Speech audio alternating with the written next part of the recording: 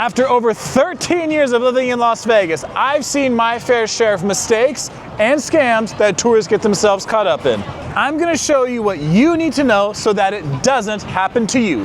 And we're gonna start with a mistake that I, myself, have made. Number one, you don't tip. I myself 100% made this mistake years ago. I took a taxi over to Treasure Island. The fare was $12.50. I gave the driver $15. He gave me back $2 and change. The driver mentioned something about 50 cents. There was a definite language barrier between him and I wasn't exactly sure what he was trying to say. So kind of confused, I said, well, if you want to keep the 50 cents, go ahead and keep the 50 cents. It was not more than a millisecond after I got out of that car, shut the door, that I heard tires screech and that driver sped off so fast. And after he did that, I stood there for a moment and I thought to myself, I think I really pissed that guy off. It was that day that I learned about a thing called tip compliance. This concept was later explained to me by another taxi driver. You see, here in Las Vegas, there's so many people who have jobs where they make most of their money from their tips. So what the IRS does is that the IRS essentially assumes that certain people working certain jobs make X amount of tips, and the IRS taxes them on those tips, whether they actually made them or not. So in that situation with the taxi driver I had, let's say the IRS assumed he made 20% tip. Well, ride was $12.50, 20%, yeah, another $2.50 on top of that, $15. That's what the IRS would assume he made. However, between the $12.50 for the ride and the 50 cents left that he kept, he only made $13. So he was actually getting taxed on more money than he actually made, which is why I found out he was so upset. What that means for you as a first timer here in Las Vegas is don't be surprised when that cocktail waitress in the casino doesn't come back for a while, if at all, if you didn't tip her when she gave you the first complimentary drink. If you get a limo ride to a club here in town and you do not tip the driver on the way there, don't be surprised if when you're ready to leave the club and you call your driver, he doesn't answer the phone. Number two, thinking you can beat the casinos at their own game. Now, I'm sure some of you have heard the saying, Vegas wasn't built on winners. That is obviously a reference to all of the money that millions of people have lost here over the years at these casinos in Las Vegas. Here's a fun fact for you though. Las Vegas is one of very few places in the country that you can go to on vacation and actually have a little bit of a decent chance of going back home with more money than you arrived with. Ha! Now, when I was in college, I knew of a handful of guys who were really into sports betting, and they would always be betting on the NFL, on the professional games on Sunday. And one time, I remember hearing this guy talk about, I think he had an 8-team parlay was his bet that he had. And I asked him, I said, do you really have any idea what the odds are of you actually winning all 8 of these, of this actually going your way? And his answer was, I don't care. I think I'm better than the odds. Yeah, the casinos want you to think that too. Number 3, treating bartenders, servers, dealers, etc. badly when you're not beating the casino at their own game. Anybody who's worked in hospitality knows that there are going to be times you have to deal with angry and upset customers, even if it's a situation where you had nothing to do with it in the beginning. Hospitality employees know that when the customers are having fun and enjoying themselves, it is better for everyone, including the staff members. So if you find yourself in a situation where you're losing, you're angry, and you're upset, please do not take it out on all of the service employees because it is not their fault. I have actually witnessed a situation like this before. Here in Las Vegas, one time at a strip club I was working at, a customer was very unhappy at the end of his 1 hour he spent in the VIP room. I watched the whole thing from a distance while him and the manager spoke at the bar to try to resolve the issue. The customer closed out his bill for $575. 500 of that went to the stripper, 75 of that went to the club because there was a 15% service charge for paying with a credit card in the VIP room. The customer also had to close out his $160 bar tab, which also went to the club, but because he was angry at the whole thing, just wanted to sign and get out of there, he gave the waitress a $0 tip, even though she did her job just fine for the entire hour. After that, the waitress was visibly upset. She began to cry, and she actually had to leave the floor for a moment to go to the locker room to try to collect herself because she was upset that she lost out on the chance to make any extra money besides her hourly pay from that situation. And unfortunately for her, she basically just ended up becoming collateral damage because of the whole thing. When the entire situation was said and done, the stripper got to keep $455 from the 1 hour she was up there.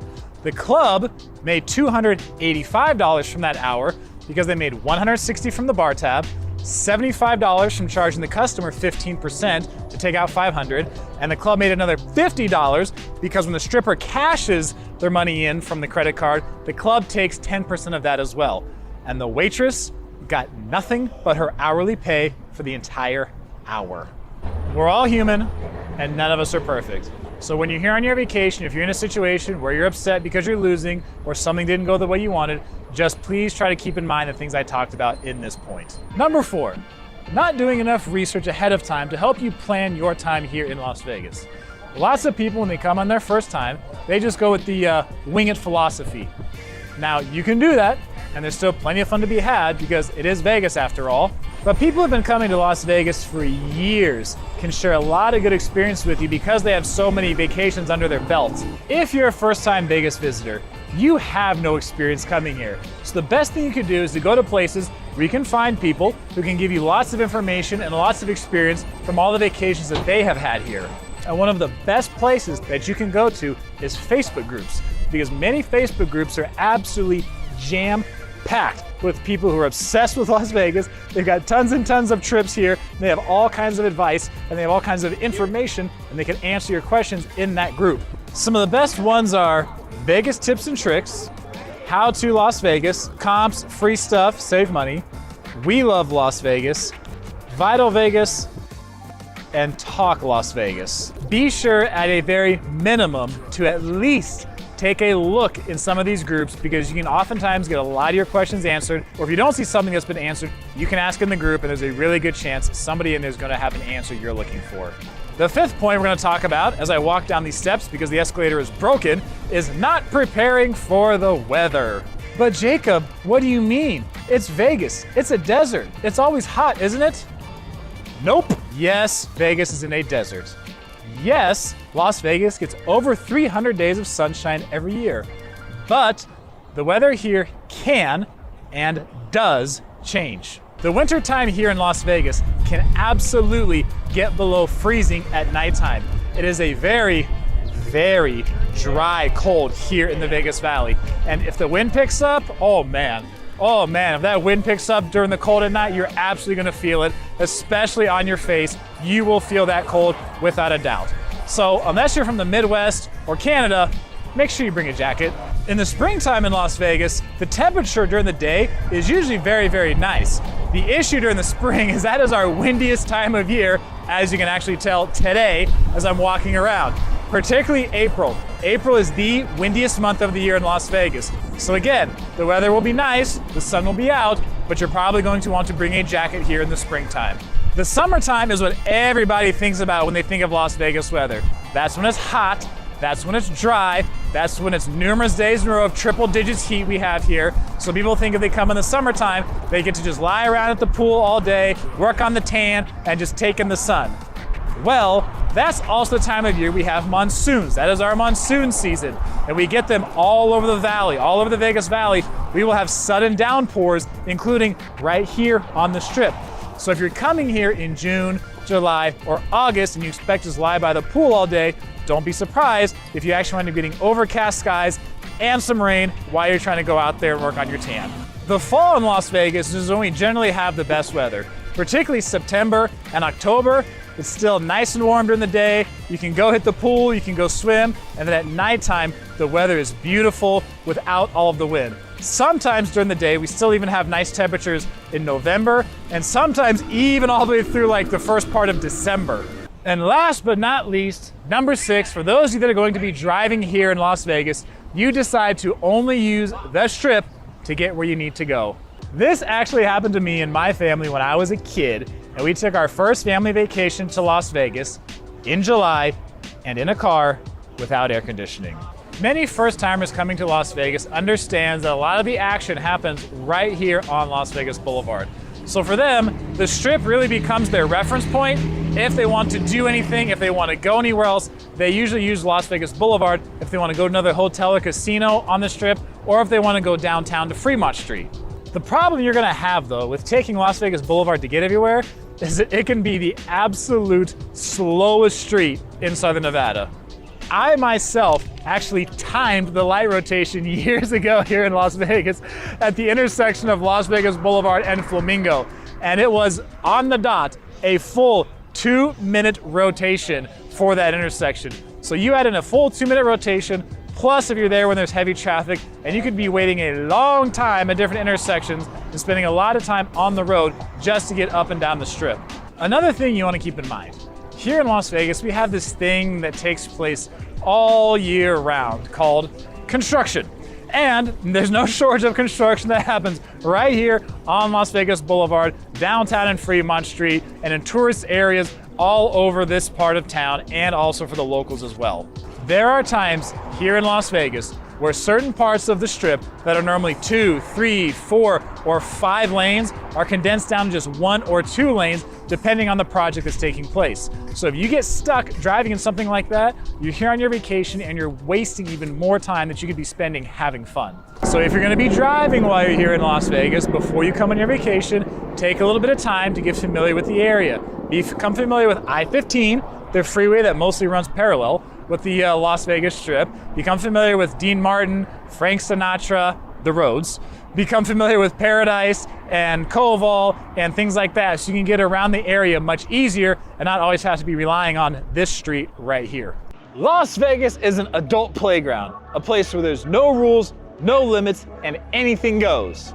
Or is it? As you're about to learn, what happens in Vegas stays on your permanent record if you don't follow certain rules. So leave these items and behaviors at home unless you want your Vegas vacation to end up with a surprise charge at checkout or with you stuck behind bars. These are the things Las Vegas hotels absolutely do not tolerate. Don't say I didn't warn you.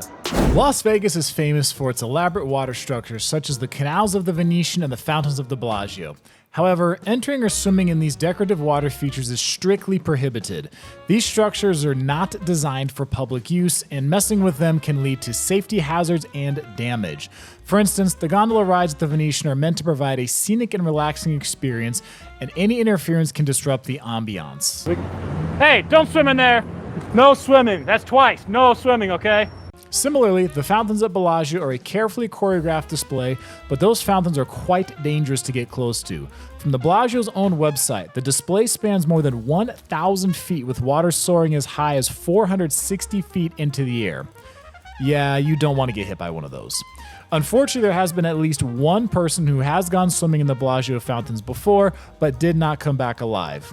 Also, stay out of the conservatory's flower bed. Their display is way too pretty for anyone to be walking through it. Don't try and cheat the hotel room minibar by refilling those tiny bottles with water or something else after you remove them, because hotels are onto this. If you use the minibar, you're going to have to pay for it. Actually, don't use the minibar. The prices are crazy. Just walk to CVS or Walgreens and stock up. Your wallet will thank you. One issue Las Vegas hotels face is fraudulent claims of bed bugs from guests. While bed bug infestations can occur anywhere, some guests falsely claim to have encountered them in an attempt to receive compensation, refunds, or an upgraded room. The Wynn Las Vegas, for example, has taken a unique approach to combat this problem by employing a canine bed bug sniffing program. And fun fact, Wynn Resorts is the only company in North America with an in-house bed bug sniffing canine unit. Wynn Resorts has specially trained dogs that they use on property, but particularly one just to detect the presence of bed bugs, ensuring that any claims are accurately verified. I was fortunate enough to get a chance to meet this bed bug sniffing dog. His name is Rocket, and he's definitely the goodest boy. By the time you see this video, he may be retired from his duties, but the property does have another canine lined up to take his place to help keep the bed bugs away. He can tell if there's bed bugs in a room typically in about 2.5 minutes, and he searches 30 to 35 rooms a day as a preventative measure to keep bed bugs out. So if you genuinely believe you've encountered bed bugs, report it immediately to the hotel staff so they can investigate and get the situation addressed properly. The staff at Las Vegas hotels typically work hard to ensure that your stay is enjoyable and comfortable, and there certainly are times that employees do make mistakes that negatively impact the customer experience. Sometimes the frontline employee is directly at fault, and other times the situation may be outside of his or her control.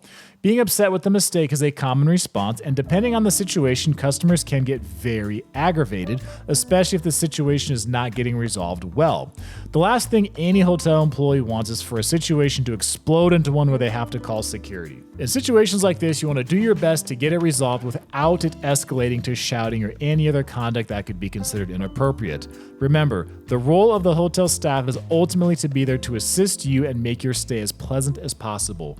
Treating them with kindness and respect not only fosters a positive atmosphere, but also helps to ensure that any issues you encounter during your stay are solved quickly and efficiently. Restaurants inside Vegas hotels have some rules of their own that they expect guests to follow.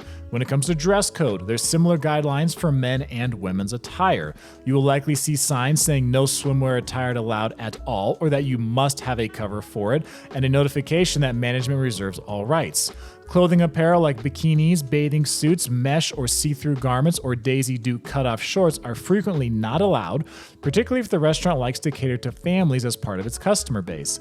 Others may also specify no tank tops, bathrobes, towels, or slippers may be worn inside of the hotel restaurant. Popular restaurants like the Eiffel Tower at Paris may also require that you purchase an entree at dinner or dine from the 3-course menu at brunch. Restaurants may not allow you to bring your luggage inside and instead say that you need to check it in with the bell desk. Additionally, whether it's a standard sit-down restaurant or an all-you-can-eat buffet, they may set a time limit for your meal, so don't be surprised if you see signs that ask guests to limit their meal to an hour and a half or to 2 hours. If you want to invite the bar crowd up to your room for an impromptu after party or try to cram 7 additional people into your room that you booked for one, think again. Hosting an impromptu rave in your overcrowded hotel room can land you in hot water faster than you can say bottle service. Unauthorized large hotel room gatherings can easily disrupt other hotel guests, lead to noise complaints, and even cause property damage that you will be charged for. Las Vegas hotels take these matters seriously, with penalties that can include fines of up to $1,000, immediate eviction, and potential ban from the property. Want to know another quick way to lose $250 in Las Vegas? Bring your dog into a non-pet room at the Oyo and find out. Sneaking your furry friend into a Las Vegas hotel room might seem like a minor offense, but the consequences can be financially painful. Unauthorized pets, whether brought into a non-pet room or snuck into a pet-friendly accommodation without registration, are a big no-no. Hotels in Las Vegas maintain strict pet policies to ensure cleanliness, comfort, and safety for all guests. Violating these rules can lead to fines ranging from $150 to $500, additional cleaning fees, and immediately being removed from your room. Pet policies are in place for good reasons. Unregistered pets can cause allergies for other guests, create hygiene issues, and even pose some safety risks. If you're caught with an unauthorized pet, expect a conversation with hotel management and an additional charge on your bill.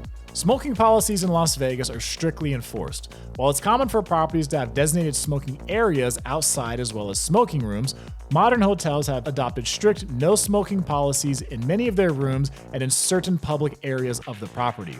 Violating these policies can result in hefty fines and additional cleaning fees. If you're a smoker, make sure to familiarize yourself with the hotel's smoking rules and stick to designated areas to avoid any unpleasant surprises on your bill.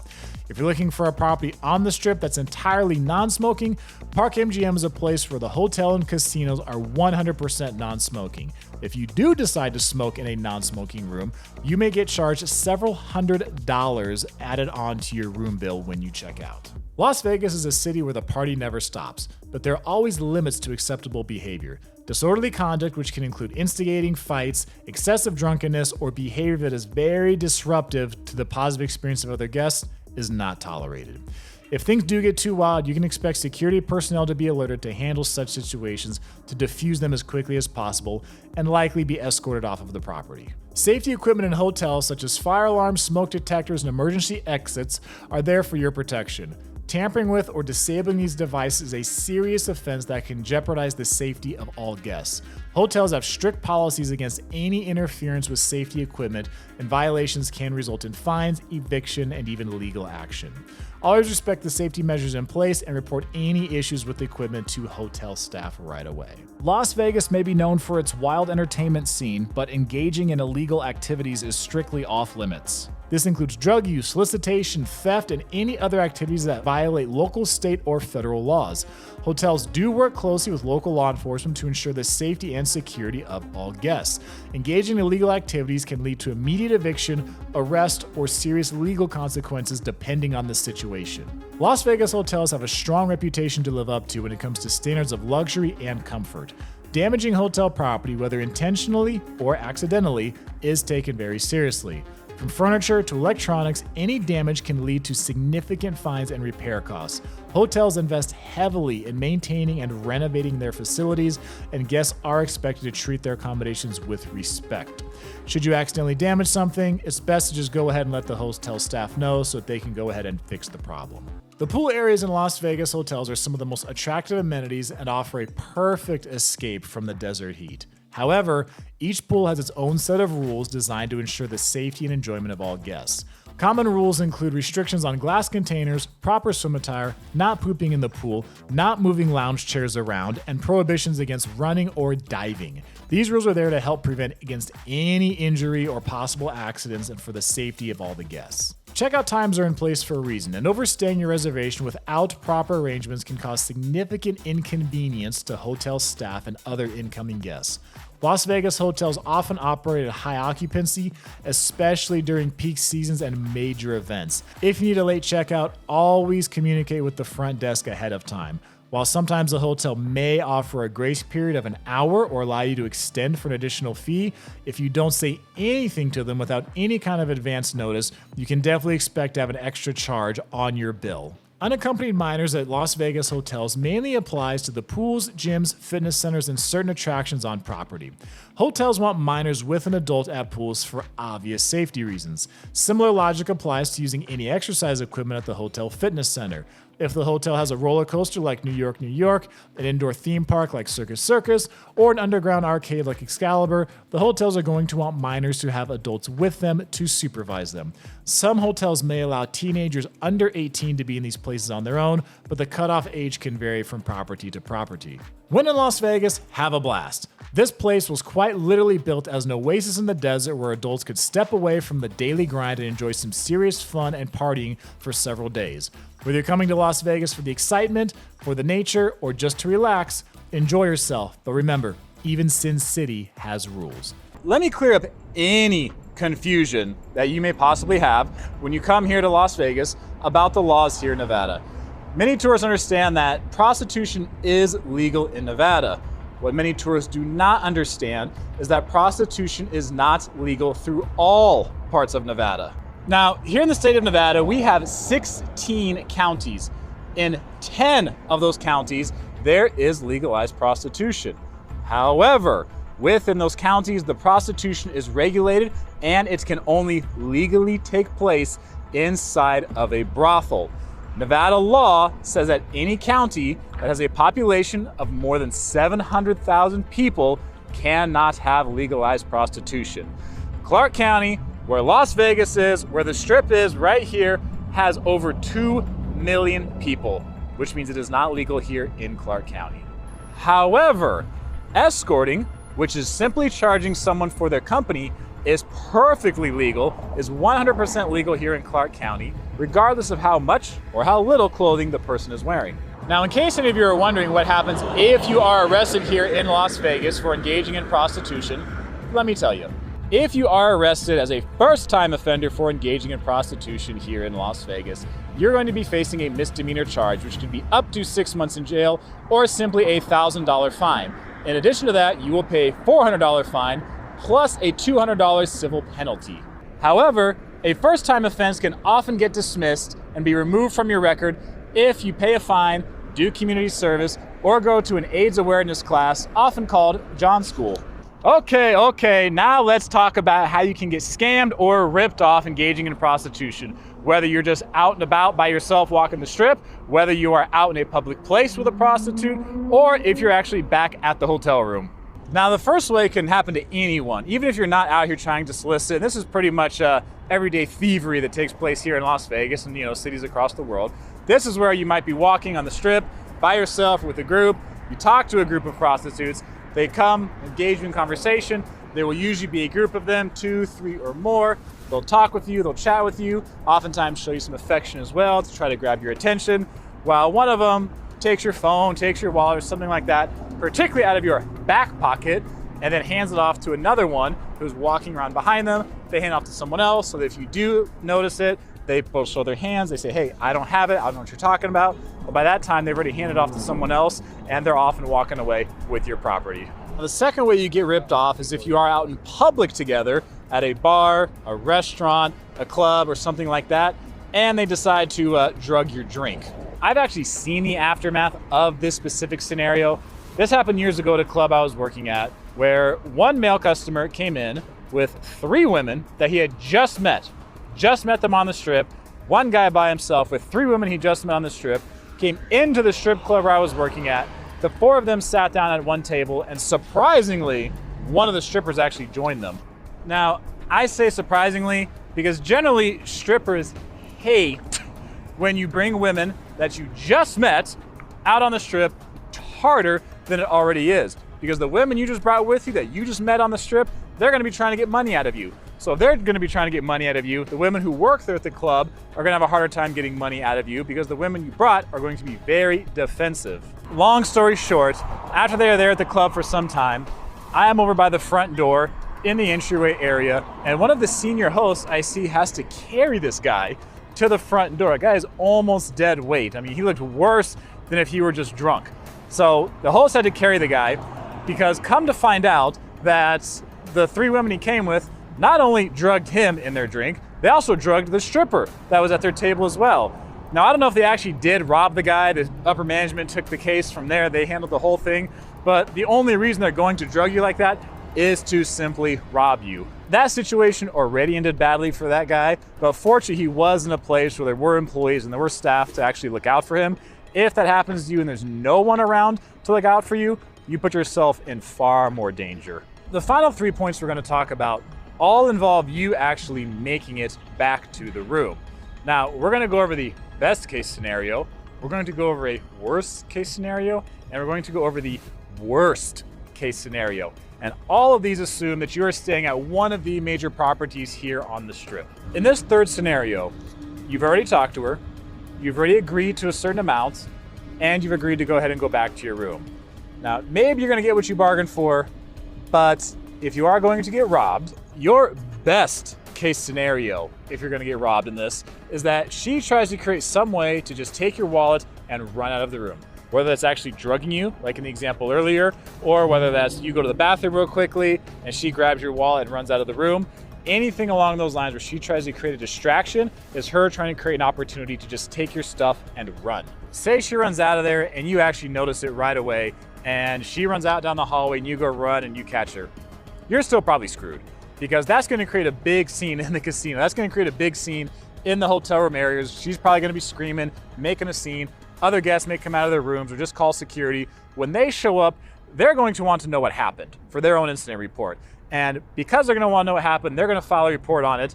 They could possibly wind up getting the police involved. These major casinos here in Las Vegas oftentimes have police on property.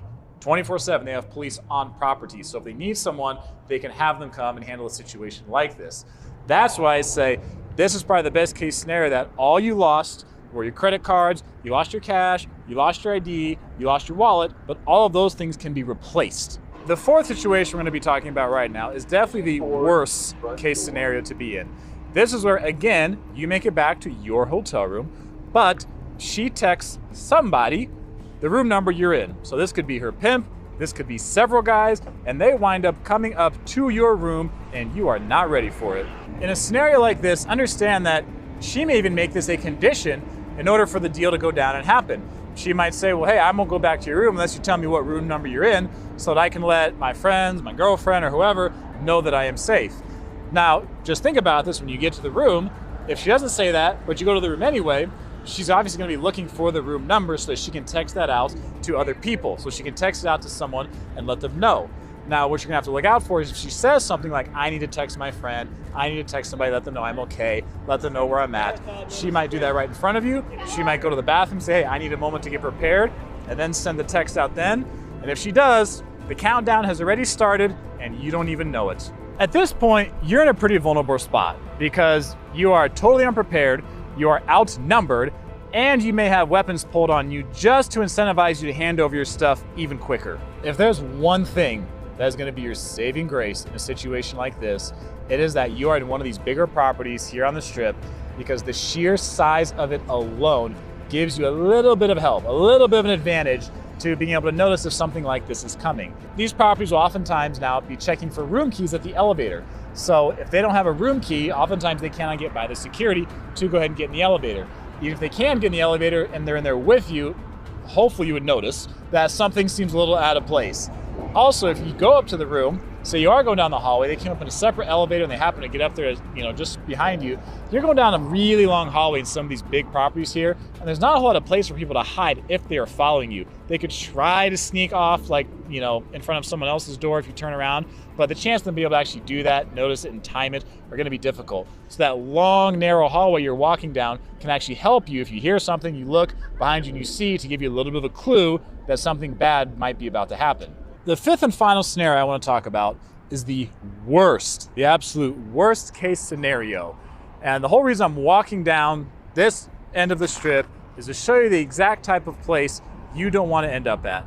Because it's the same situation as the two scenarios before, but this time you made the horrible decision to not go back to your room, but to go to a room that she said you guys should go back to go to a place that she controls.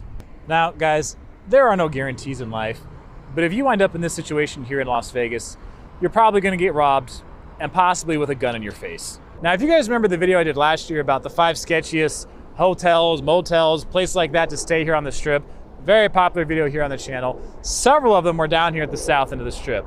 Now, there are places that are going to be sketchy, shady, give you kind of a bad vibe on the Strip, off the Strip, downtown, all over the area, big cities all across the world. That's nothing new. But these are the kinds of places you exactly don't want to end up going to in this scenario. The biggest reason I say that is because you look at the logistics of a small motel like this versus one of the major casinos, hotels and casinos over on the Strip. A lot of the things that can protect you over on the Strip and those big properties do not exist when you're at some small motel like this. Oftentimes these motels are 1 story, maybe 2 stories. So there's no elevators, so there's no barrier to have, room keys checked. There's oftentimes no security, there's no long hallways, there's no police on property, there might be no cameras over at a spot like this. So when you come to a place like this, it's way easier to set someone up to get robbed, because they could be right here on the first floor, somebody could be waiting around the corner for you, or you go into the room and you have absolutely no idea who is inside there waiting for you. We're going to be talking about 13 Vegas mistakes that only rookies make. So number 1, and this is one of the biggest giveaways, that someone is a tourist here in town.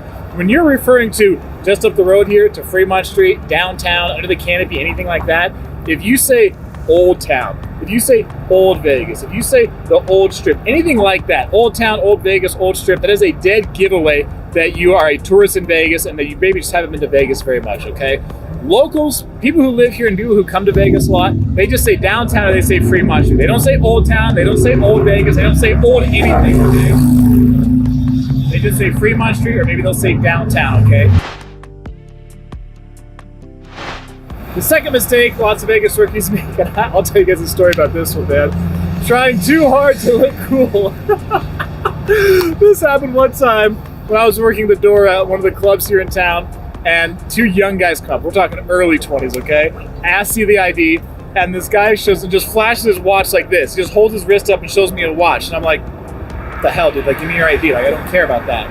And he said, oh, I thought this might actually mean something. I said, no, dude, it's just a watch. He goes, well, 22 years old, making 6 figures. Like, I said, no. I was like, wait. I said, don't ever do that again anywhere here in Vegas, okay? If someone asks for your ID and you flash like your watch, like you're some sort of high roller, no, you will get laughed at by people who work in clubs and other people around you, okay? Do not just go around trying to flash a watch or flash something like that thinking you're cool by showing that off. And if you do that, someone at the door is just gonna go, oh, we'll come right in. You're so amazing, you have such a cool watch on. Not happening, okay? The third thing we're going to talk about for mistakes that Vegas rookies make, and this one actually does not apply if you're from the Northeast, the Midwest, or if you're Canadian. this does not apply to you, okay? And this is if you come in the wintertime and you don't bring a jacket, okay? You don't realize that Vegas actually gets cold in the winter. At nighttime, it can get below freezing. Even though it's dry here in the summertime, it's also dry here in the wintertime, all right? Now, because it's dry, it still gets cold. And if that wind picks up during the wintertime, especially at night, oh man, you're definitely gonna feel it. I can't tell you how many people I've met who come here to Vegas, from Florida or Texas or, somewhere else, and they like come here to Vegas during the wintertime, like, holy crap, like it gets cold in Vegas? Like, yeah, it does. You should probably bring a jacket with you. The fourth Vegas rookie mistake that I see people making when they're out here is they let a taxi long haul them, particularly from the airport. This happens. People from the airport come to Vegas, or they come to Vegas, they get to the airport, and they get a taxi, and they don't understand that long hauling in a taxi is completely illegal here in Nevada. And just to make the point, NRS 706.8846 says, with respect to a passenger's destination, a driver shall not take a longer route to the passenger's destination than is necessary unless specifically requested to do so by the passenger. Now, fun fact, there's actually an entire database online where you can see all the taxi drivers by permit number who have received long hauling violations. So if they long haul you, which is completely illegal, they actually don't even have to pay the fare. If they throw a shit fit about it, they go, okay, call the police, call the taxi cab authority, and they long haul you, then the driver has to eat the cost of that. I never had it happen to me, but I know several other locals who've had that happen where the driver didn't realize they were a local and they got long hauled, and they just told me, yeah, because I'm not paying you. And the driver got all pissed off and said, okay, call the taxi cab authority on me. And they didn't do it. So if you get long hauled, that is completely illegal. If the driver says, I know a shortcut, they say, hey, do you want to go a different way? DMB. They say you want to go a different way or something like that, say nope, because if they do that and you say yes, then you just gave them permission to take a different route, all right? The fifth mistake Vegas rookies make is they let street performers charge them, okay? Now you see the street performers on the Strip, you see them on Fremont Street, all that kind of thing, okay? Now, if you decide to take a photo with them, it is customary to tip them. Now it is a tip, it is a gratuity. It is not a legal obligation to pay for a service, okay? Now keep that in mind, because if someone's up there and you go up to a street performer and you want to take a photo, they will usually say, I work for tips. They'll say, we work for tips, that kind of thing. So a tip could be $1, $3, $5, $20, $50, $100, it's whatever you want to give. It's a tip, it's a gratuity. It is not a set fee, it is not a set charge. So if they say, if you take a photo, they say, oh, that'll be $10, that'll be $20. Or $20 for each of us? No. They cannot do it. They legally cannot do that. It is your choice for how much to give them, okay? Now, if you are going to take the photo, I encourage you to give something as a tip. But they cannot say, you owe me X amount of money for this, all right? If they really push it, and it was me, I would just say, well, then call the police on me. If I owe you $20 for a photo, then call the police and tell them I need to pay you. They're not going to do it. The sixth mistake we'll talk about here that people make when they come to Vegas, especially as a rookie, is that they don't try the $20 trick at the front desk. I've talked about this numerous times in other videos. Guys, you have basically nothing to lose by trying this trick. And when you go to the front desk, the $20 trick is when you give them your ID and your credit card to check in, take a $20 bill, you fold it over a couple times, you put in between that, and when you hand it to them, you can just say, hey, do you have any upgrades available? All right, they know what that means. Anybody who's worked the front desk in Vegas is well aware of this. They've had plenty of people try this, okay? Now, you can just say that. If you want to ask for something specific, like upgrade to a suite, you can, but that's not very likely to happen, okay? Unless it's maybe a super slow time of year or something like that, that's not likely to happen. But you could, they say, hey, I don't have any room upgrades. Maybe you say, hey, well, can we get a higher floor? Can we get a late checkout? Can we get, can we be closer or farther from the elevator, right? Different things that you can still ask for that they'll definitely work to give you because they want the tip, right? So hey, try that $20 trick when you come here. Even if you're a rookie, you've never been here, don't worry about looking like a fool or looking goofy, okay? Just give it a try and go for it and see what happens, okay? The seventh rookie mistake that people make here in Las Vegas is they tip strip promoters. So you guys see those promoters on the strip for the nightclubs and the strip clubs and stuff like that. Do not give them cash out there on the street. Don't do that, okay? Those people that are out there, they get a commission from the clubs they work for. Oftentimes they'll work with like a limo company and they'll have, drivers they work with. and the driver, the limo company get paid out, and then they'll pay out the promoters from that, okay? So if you do not give them just cash on the strip, don't do that, okay? The nightclubs will pay them out, the strip clubs will pay them out. Now, one thing you can do, I will say you are going to a nightclub or you are going to a strip club, and the promoter either goes with you or they meet you there and they make sure you get inside. I've seen that before, where a promoter will walk their group in, or they'll go to the front of the club with them to make sure they get in fine, everything goes smoothly. If you do that, then hey, that's definitely worthy of tipping them, because they made sure the whole thing went smoothly, okay? But if they're like, hey, hop in this limo, go to this club, just give me $20 a guy and I'll take care of you. You may get to that club and find out the deal the promoter told you is not the real deal, or something else just goes wrong. Now the promoter's not there. Maybe you're trying to call him. He isn't answering his phone. You just gave this guy, $20 a person for something like that, okay? Don't do that, all right?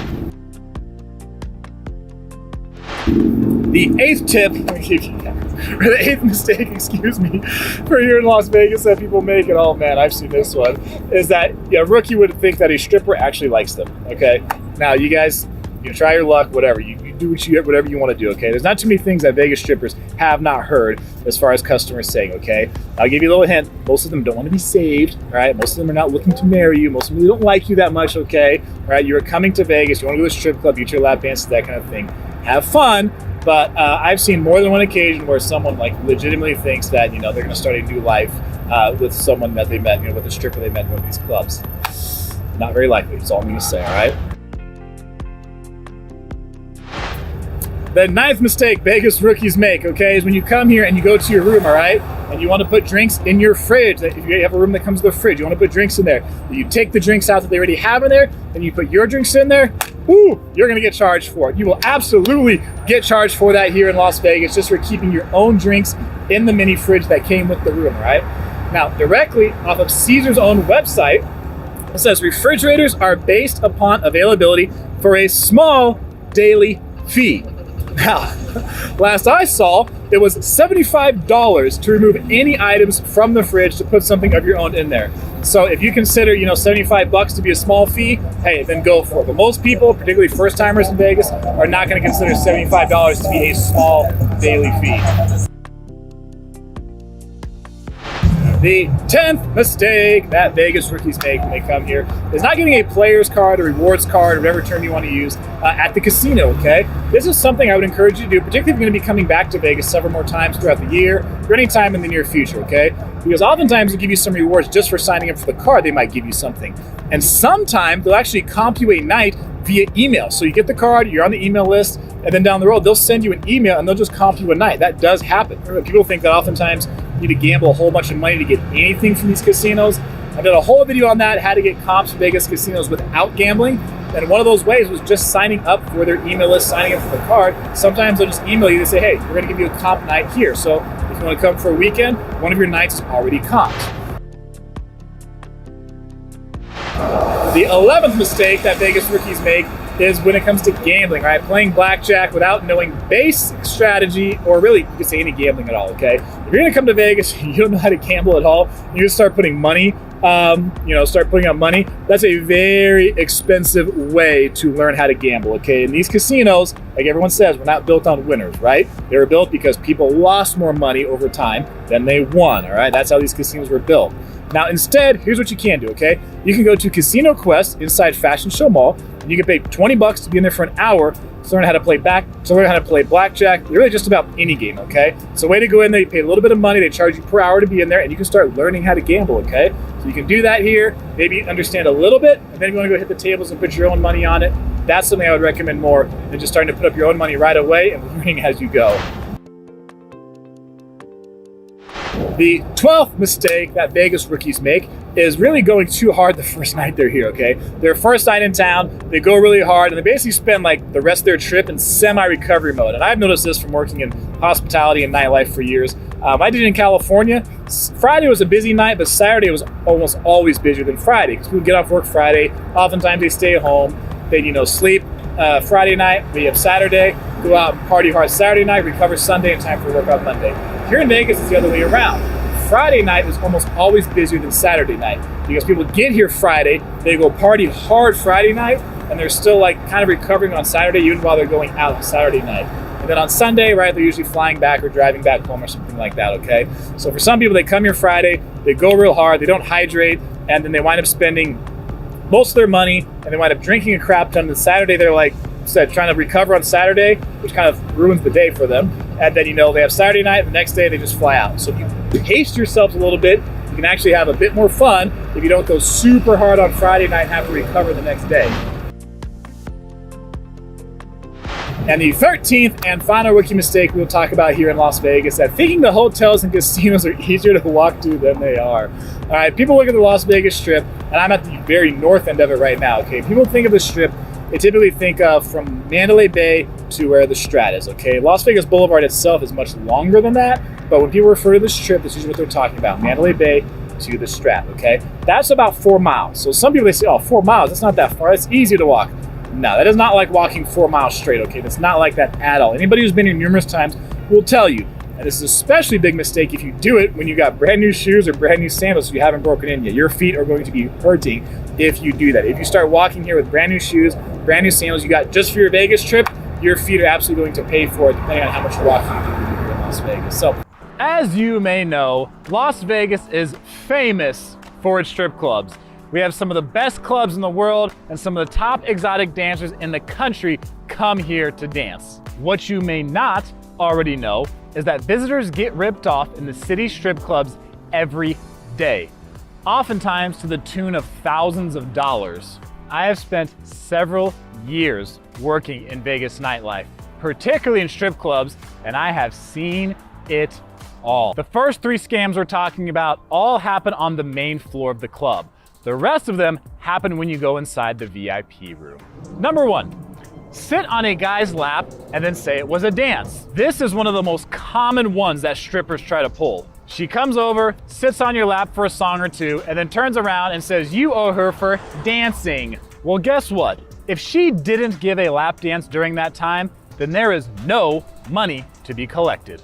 The reason a stripper does this scam and the next one I'm about to share with you is because she knows that if she just does it enough times, there will be guys who get scared or they get nervous about the situation and they give her $20 or $40 or however much money she says they owe her because they think it's their best way to get out of the situation.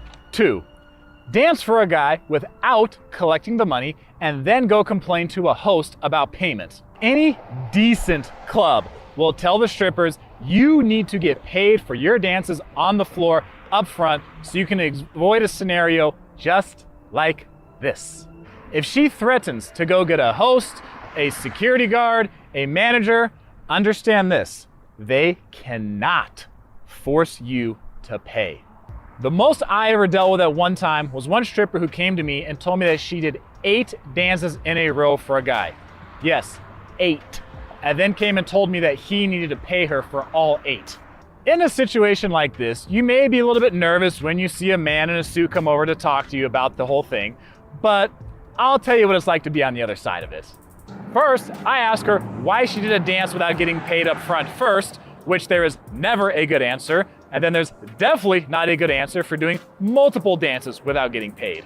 Next, I tell her I will talk to the guy, but if he does not want to pay, there's absolutely nothing I can do.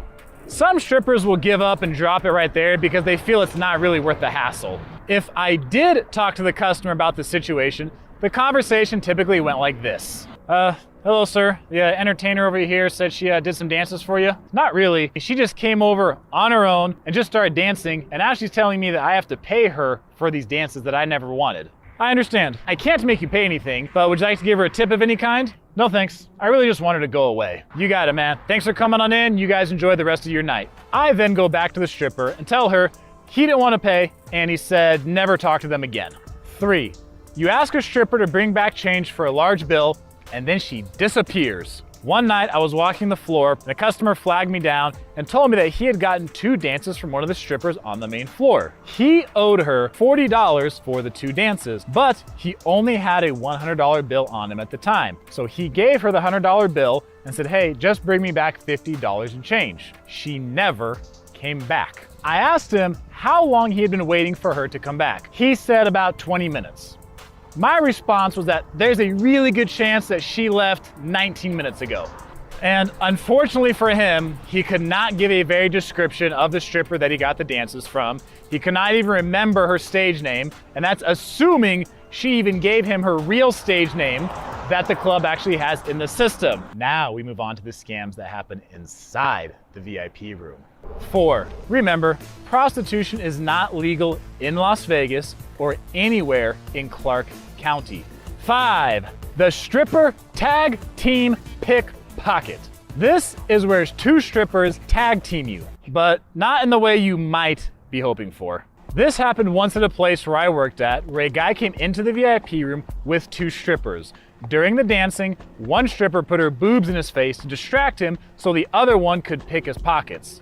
These 2 did get caught because the customer noticed it quickly. If you don't notice it though until you've left the club, then it becomes a whole lot more difficult to do something to get it resolved.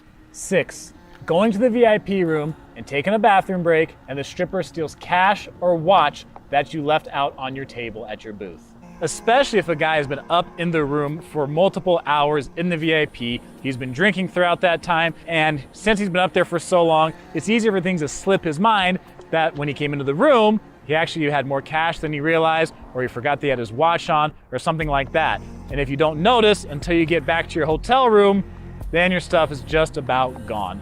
7, taking a picture of your credit card. Please do not hand your credit card to a stripper at the club. They don't run transactions, the staff runs the transactions. I saw a stripper do this one time in a VIP room booth. When I questioned her about it, her reply was that she needed to make sure that she got paid for her time. I responded to her that the staff is here to help with that if there's any issue when it comes to payments. I let the host running the room know what happened, and he handled it from there. But guys, please do not give your credit card to one of the strippers. 8, lying about VIP room prices to you. Oh man, I saw this one numerous times working at the entrance of the VIP room. There will typically be someone there to check you in. It could be a host, it could be a manager, it could be a waitress. That is when the host will go over how much it's going to cost for your time in the room to pay the stripper and what the bar minimum will be. Let's say you go into a VIP room and you want to do half an hour. It might be an $80 bar tab, and it might be $260 for the stripper. What I had seen several strippers try to do was round up the price for the time to $300 so that they could get more money out of the customer. Now, be aware, there has been a transition in recent years in Las Vegas to allow the strippers to negotiate all of their dance prices with the customers before doing any dances. If you ever have to ask about prices in a Vegas strip club, you're a lot better off asking a host, who will usually be wearing a suit, or a waitress, because they are W-2 employees. And if they lie or they do something that causes them to get fired, then they have to go ahead and take the time to try to find another job.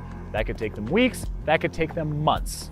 Strippers, on the other hand, are independent contractors, and many of them are contracted at multiple clubs here in town. So if a stripper does something shady and she gets her contract terminated, she can literally drive right down the road to another club where she's contracted at, go in there, check in, get dressed, and in 20 minutes, she's out there on the floor making money right after she just ripped you off in the club where you were at. 9, the prostitution setup. This is when you've agreed to pay a stripper to come back to your hotel room to have sex with her. She may say she'll meet you at your room if you give her $500 now, $1,000 now, and give her the other half the money once she gets to the room. I have seen this one more than once, with one particular situation that stands out in my mind with an elderly gentleman who was carrying an oxygen tank, who was waiting around the front entrance of the club for a while before he came up to me and asked if this is where the strippers leave the building. I told him that it is not where the strippers exit the building, and he told me that one stripper said if he gave her $1,000 up front, that she would come back to his hotel room to have sex with him, and that's when he would give her the other $1,000 back at the room. And unfortunately, I had to be the one to tell an elderly man carrying an oxygen tank that he just got scammed out of $1,000, and there was nothing we could do about it. There are some bad areas of Las Vegas that you want to stay out of, and I mean bad. 1 minute, you could be walking out of a beautiful multi-billion-dollar property, and then the next thing you know, bam! A short walk brings you to one of several areas that have higher crime, lots of police activity, and worse.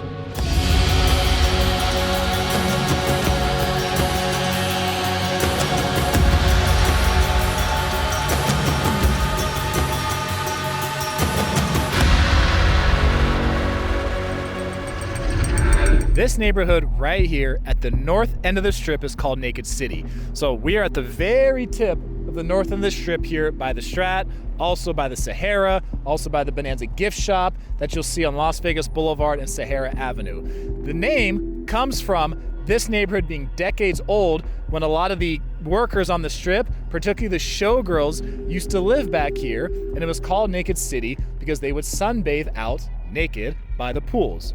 Now today, I don't think there's a single operating swimming pool in this neighborhood. If you go around and you look, you'll see lots of places that used to be swimming pools have now been filled in with rocks, or they've been completely closed off and nobody can use them anymore. Let's go into some of these alleyways just to give you an idea of the condition that this neighborhood is in. Now, unfortunately, you will see no shortage of trash throughout the neighborhood, as well as numerous temporary makeshift homes for the local homeless in the area. And across from the street from the Strat is the Aztec Inn, where the cashier is protected by bulletproof glass. Some people will tell you that they think this is the worst neighborhood in the entire valley, but if you talk to a longtime local, they will actually tell you that it is way better today than it was back in the 90s. This alleyway I'm walking down right now in Naked City is one that you probably will never ever want to come down, especially at night, like right now. This 7-Eleven here on the right is one place that you will frequently see police activity. So you guys can see right here, right in the shadow of the Strat, this 7-Eleven, daytime, nighttime, doesn't matter. You will frequently see police over here in this area. I've seen it numerous times, different times a day. So I'll take you guys down this way. So if you guys just go straight ahead this way, you'll run into the Strat. Right up here on your left, if you look down out this way, you can see here we are, so close to the strip. Some of these major properties, multi-billion-dollar properties next to this neighborhood.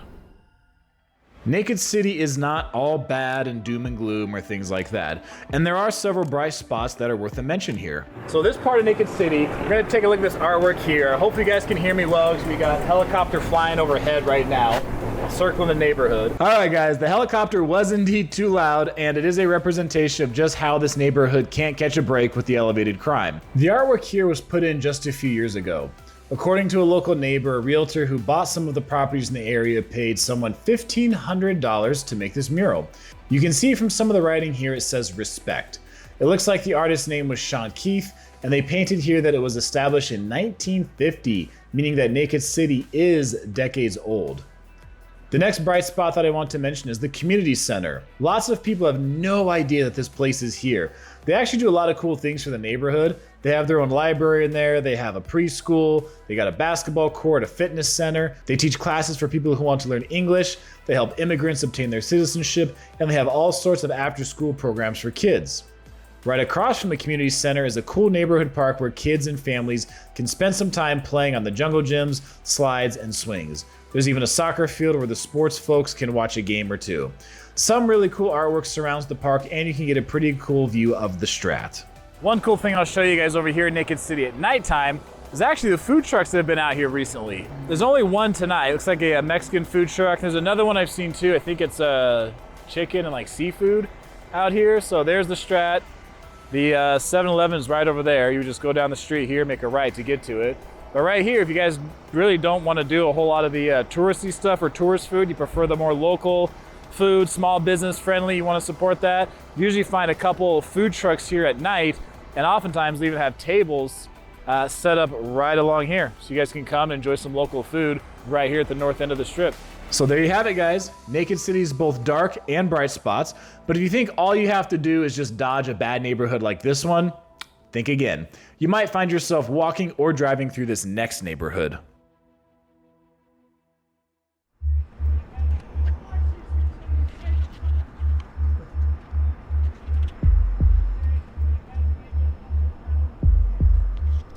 Interesting. All right.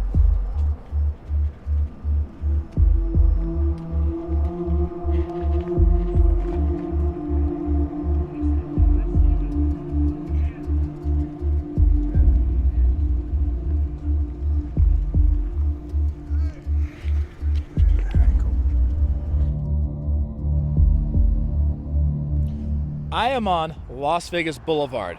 the part that people usually don't see. I am between the Strat Hotel and Casino and Fremont Street.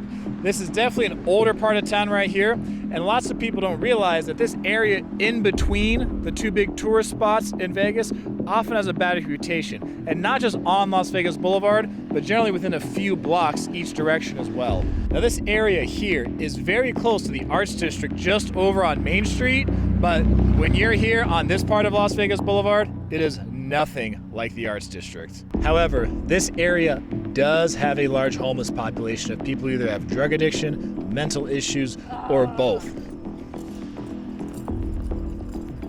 To the point that as you're walking down the street here, you may literally be stepping around or over someone's body on the sidewalk. Charleston and Las Vegas Boulevard, it definitely has a more sketchy vibe to it at night. At this intersection right here, one thing I've noticed is that this is the intersection I have seen numerous times where you will have homeless people coming up to your car while you're stopped here, knocking on your window to come up and ask for money. Daytime or nighttime, this is where I've seen it happen the most in the Vegas Valley. The other part to keep in mind too is, as you look down this way, you can see it's, towards like the Strat, towards, most of the big hotels, casinos on the Strip. You can see it's somewhat lit. You can still see some of the lights and stuff from here going south. The 7-Eleven is pretty well lit, because it needs to be. But across over this way, you have this Gateway Motel here, which does not have a good reputation. You have Doña Maria's Mexican restaurant, which lots of locals actually do like. That's a popular spot. But as you come down this way, you can see between here and Fremont Street, there's not that much lighting. You have a little bit of light from some of these wedding chapels along the way, but from Charleston all the way up to Fremont, it is dark. It is not very well lit. Nothing like it is gonna be when you're actually on the Strip around the big hotels and casinos. In this area, some of the bright spots of places that have been here for a long time or just some popular attractions include things like down over at Lovett Frozen Custard, that's been around for decades, Boston Pizza, Viva Las Arepas is a popular food spot, Zach Bagan's Haunted Museum right over here is a popular tourist attraction, so you do have some fun and cool things to do in this area.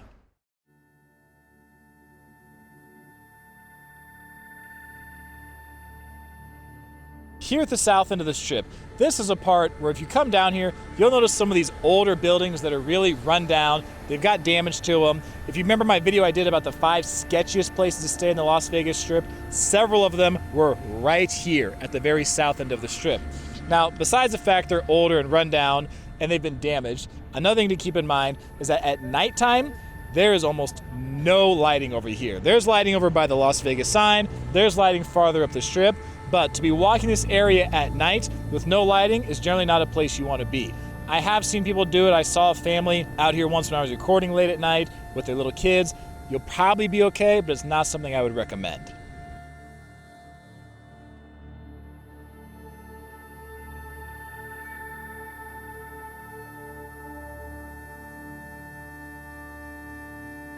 One of the things you guys will notice at this part of the Strip is you have this opening right here in the fence that goes down into the tunnel system. So if you didn't know, we do have thousands of people who live underneath Las Vegas in the tunnel system. So you have this opening here where people will come up and they can obviously come walk to the Strip, walk the Strip area. This building right here is incredibly abandoned. I did not even know this was here. You do have one here that people do live in, but you can see obviously the damage done to the building. There are homeless people who live in the section right here. Someone is using used to be a dumpster area that held dumpsters for their tent, for their living situation there. So this end of the Strip too is also at night. There's really no lighting down here. Now, just because this building's abandoned doesn't mean that there's not anybody living there. So just looking from out here, I can see there's a soda bottle in there. I have no idea who might be living in there. Daytime, nighttime, I don't feel like going in and exploring any of that. But there probably are people who do live back here. Down here, there are some cool things to do. So one of them is the Las Vegas sign. You can walk right down the sidewalk here to it. The Pinball Hall of Fame, you can go to the Pinball Hall of Fame right here and actually have lots of fun for very cheap. Also, you're of course right across the street from Mandalay Bay. So if you want to go to Mandalay Bay, enjoy the things they have there, you can definitely do that. But walking this stretch right here, you will notice that this is not the prettiest sight. You'll see some of the buildings here, they do have a security guard, oftentimes at places that might not have security. You see the sign on one of the souvenir shops that says no knives or weapons allowed, but they're selling knives in there that you could use as weapons. So this area, okay during the daytime, nighttime, not recommended.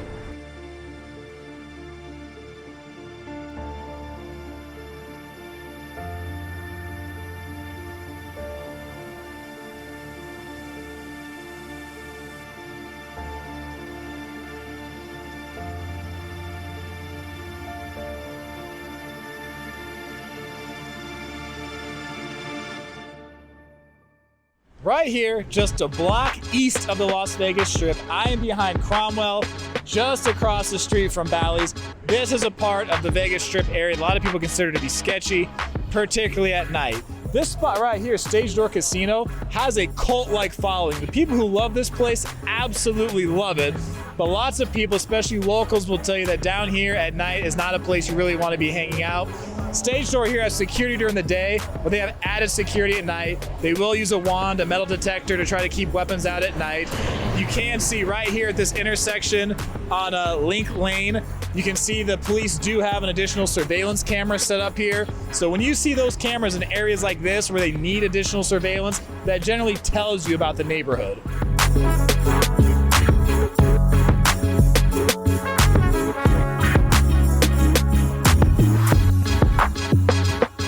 Just down the road from the Stage Door Casino, I'm here at the intersection of Flamingo and Koval. This is where you can find some cool things in the area or some points of interest. The first point of interest, I'm sure people are going to mention this down in the comments section, is the memorial here for Tupac, where he was shot here in September of 1996. This post right here is essentially being used as a de facto memorial. I don't think I've ever seen this on a list of like things to do in Vegas or places to visit. I just heard about it through social media. So for years, people have been coming here, they've been signing it, they've been writing on it and stuff like that. Other things over here that are cool, especially if you like to do some, bargain hunting when you're here coming to Vegas.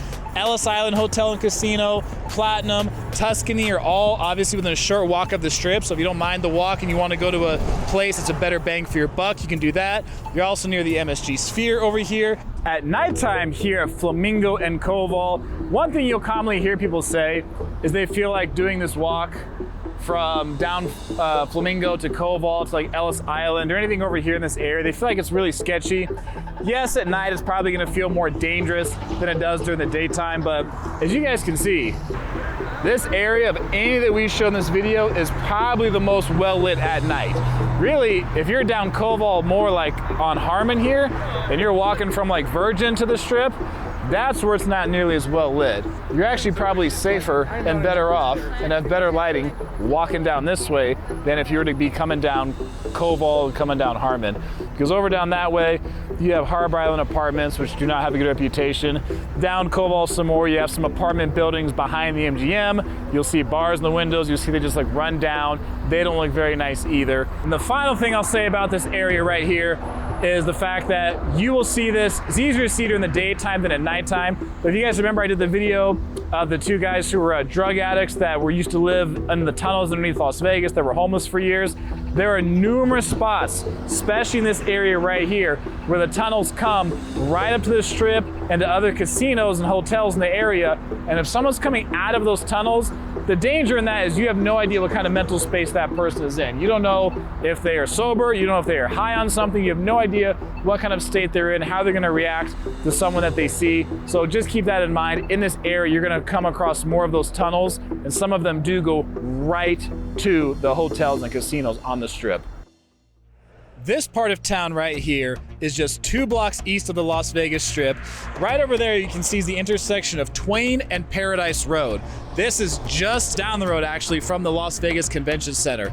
This whole road, Twain here, especially as you go down this way, is known by a lot of locals to be a bad area. Twain and Swenson is the intersection lots of locals will tell you about. Swenson had its name changed to University Center Drive the last few years. But one thing you'll notice here that people ask when they move to the Vegas area and locals will tell them about bad neighborhoods, typically when you see weekly stays, that's generally not a good sign.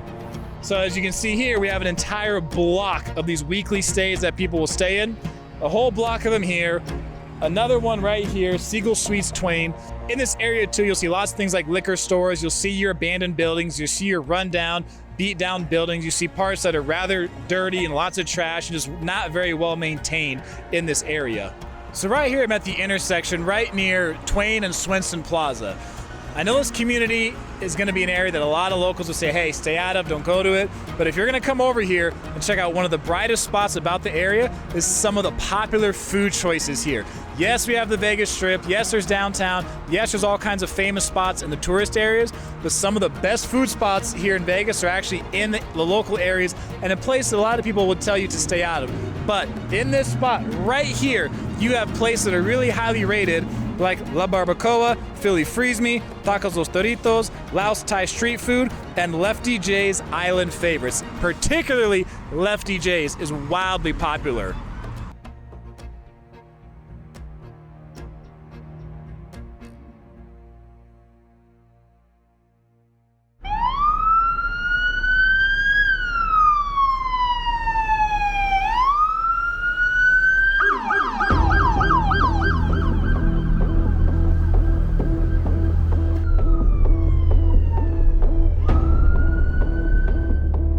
Believe it or not, as I stand here in this dead-end alley that's covered with garbage, I am actually just a few blocks away from some casinos here in downtown near Fremont Street that cost billions to build all those properties, and hundreds of millions of dollars comes flowing through that area with tourist money every single year. Yet, I am in the shadow of a weekly stay building here, which if you're local in Las Vegas, you know when you see weekly stays, it's generally not a good sign for the neighborhood. Las Vegas Metro Police Department has one of their stations right here. The City Marshal of Las Vegas has one of their stations right here. And this part of the Vegas Valley that we're in for Las Vegas Metro is called the Downtown Area Command. This is the area, if you look at all their commands they have, has the most homicides typically in a year in Las Vegas.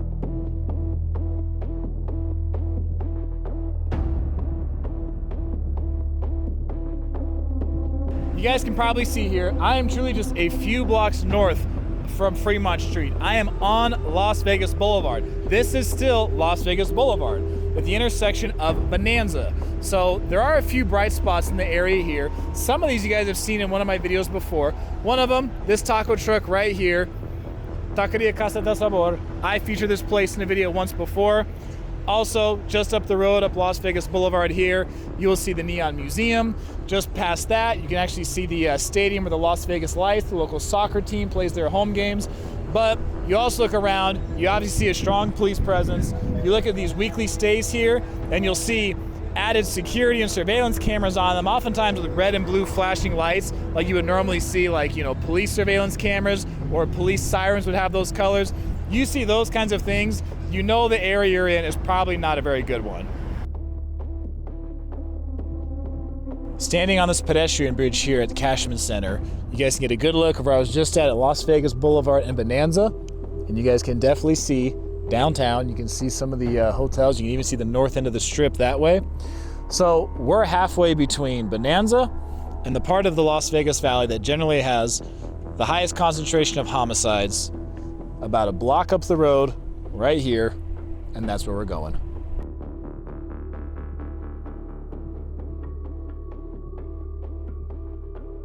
This is Four Master Lane.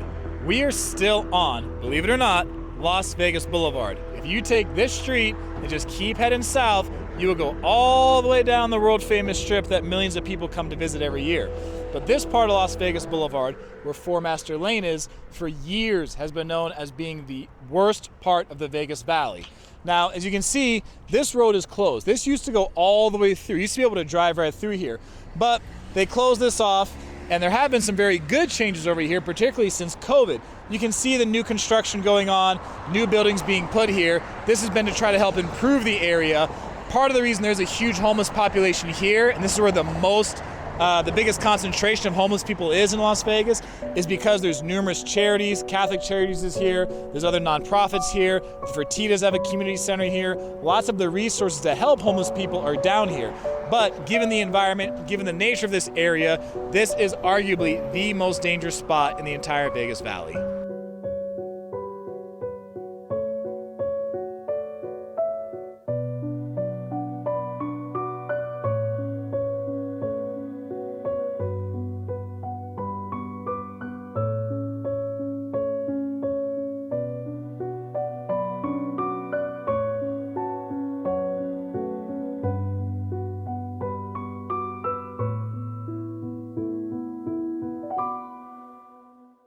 At night over here, this will actually help give you a little bit better perspective of the area, because some things are actually a little easier to see from here. You guys can probably see in the distance there, that little light right there, that's actually the top of Circa. You can see the very top of the Strat, and maybe, that might be Resorts World. You can see, but you can see a little bit of downtown and even into the Strip a little bit from here. Also, right up the road, there we go. Right there, that light is Jerry's Nugget. So right as you come up Las Vegas Boulevard here, you actually get into the city of North Las Vegas. You go to Jerry's Nugget area, Palomino Strip Club, also to Chicas Bonitas Strip Club. So this area in general does not have a good reputation. The other thing that freaks people out over here, aside from the high percentage of homelessness and the high percentage of violent crime that happens over here, the fact there's several cemeteries in the area. And I'm walking past one right now, and this is Woodlawn Cemetery, which is known also for having a bad reputation and being dangerous, because there's a couple others just down the road here that are open right now. There's people visiting them right now. But Woodlawn, you guys can see, you look at this, man, you can't see crap out here. I drove through here once on a live stream probably a couple years ago, and you can hardly see anything. So this is closed now. The gates are closed. They try to keep people out of this place, which means they're probably having issues with it. But this cemetery, other cemeteries in the area are one of the other things that prevent some people from wanting to come over to this area. I've lived in Las Vegas for over 12 years, and today I'm gonna show you the 7 things I would never do no matter what. If you get just one of these wrong, it could cost you your money, your time, or your entire trip. I'll do all of that right there. Oh, I don't doubt you would. Most tourists come here thinking Vegas is all about fun, flashing lights, and quick wins.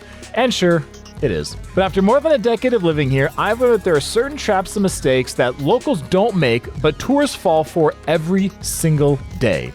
So today I'm breaking them all down. From hidden fees you need to know about, to the biggest time wasters on the Strip, and even the one mistake that can ruin your entire stay. And trust me, you're gonna wanna see number 7, because that's the one mistake that could cost you hundreds, even if you've done everything else right. You would think staying directly across from the Bellagio would guarantee you a front row view of the fountains, right? Well, not this time. One of the most iconic attractions in all of Las Vegas is now completely hidden behind construction walls and Formula One barriers. This is one of those Vegas surprises that can really mess up your trip if you don't plan ahead. Before you book any hotel here, it's worth checking what's actually happening around the property. Events, construction, and even road closures. Because in Vegas, those can change everything from your view to how long it takes just to pull into the parking lot. And speaking of surprises, noise can be another big one. If you're thinking of staying downtown on Fremont Street, you want to really pay attention to where your room is going to be located in the hotel. The Fremont Street experience is amazing to walk through, but if your room faces it or is close to it, you're in for a concert every night, whether you want it or not. But the music outside isn't the only thing to watch out for. When I stayed at the downtown Grand, the room next door had guests who brought their dogs. Oh, sounds like my floor came with 2 barking dogs in someone's room. The hotel allows pets, but I had no idea I was going to be near a room with 2 small barking dogs. So, if you want to help yourself have a quiet stay, before you book, call the hotel directly and ask them these 3 questions. Is there any construction happening near the property? Do you have any rooms that don't face the street or pool area? And which areas of the hotel are usually the quietest? These questions don't take long and can help save your entire vacation. And here's what most people don't know. Booking sites don't show construction schedules, they don't tell you which rooms face the pool party, and they definitely don't mention elevator noise. Going down. You see a room, you see a price, and you click book.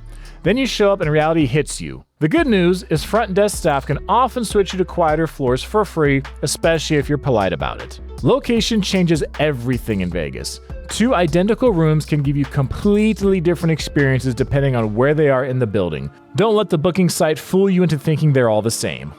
If you saw my video, How Vegas Scams Tourists Every Day Without Breaking the Law, you remember there was a part where I showed you how buying a beer at the casino bar can be a very costly mistake compared to buying it at the gift shop.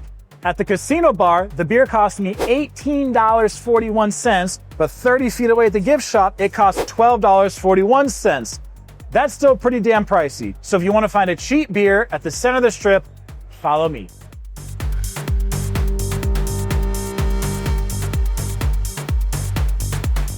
Here you go. Just come right out here. You can get Modelo's for $4, domestic Coors Light for $3.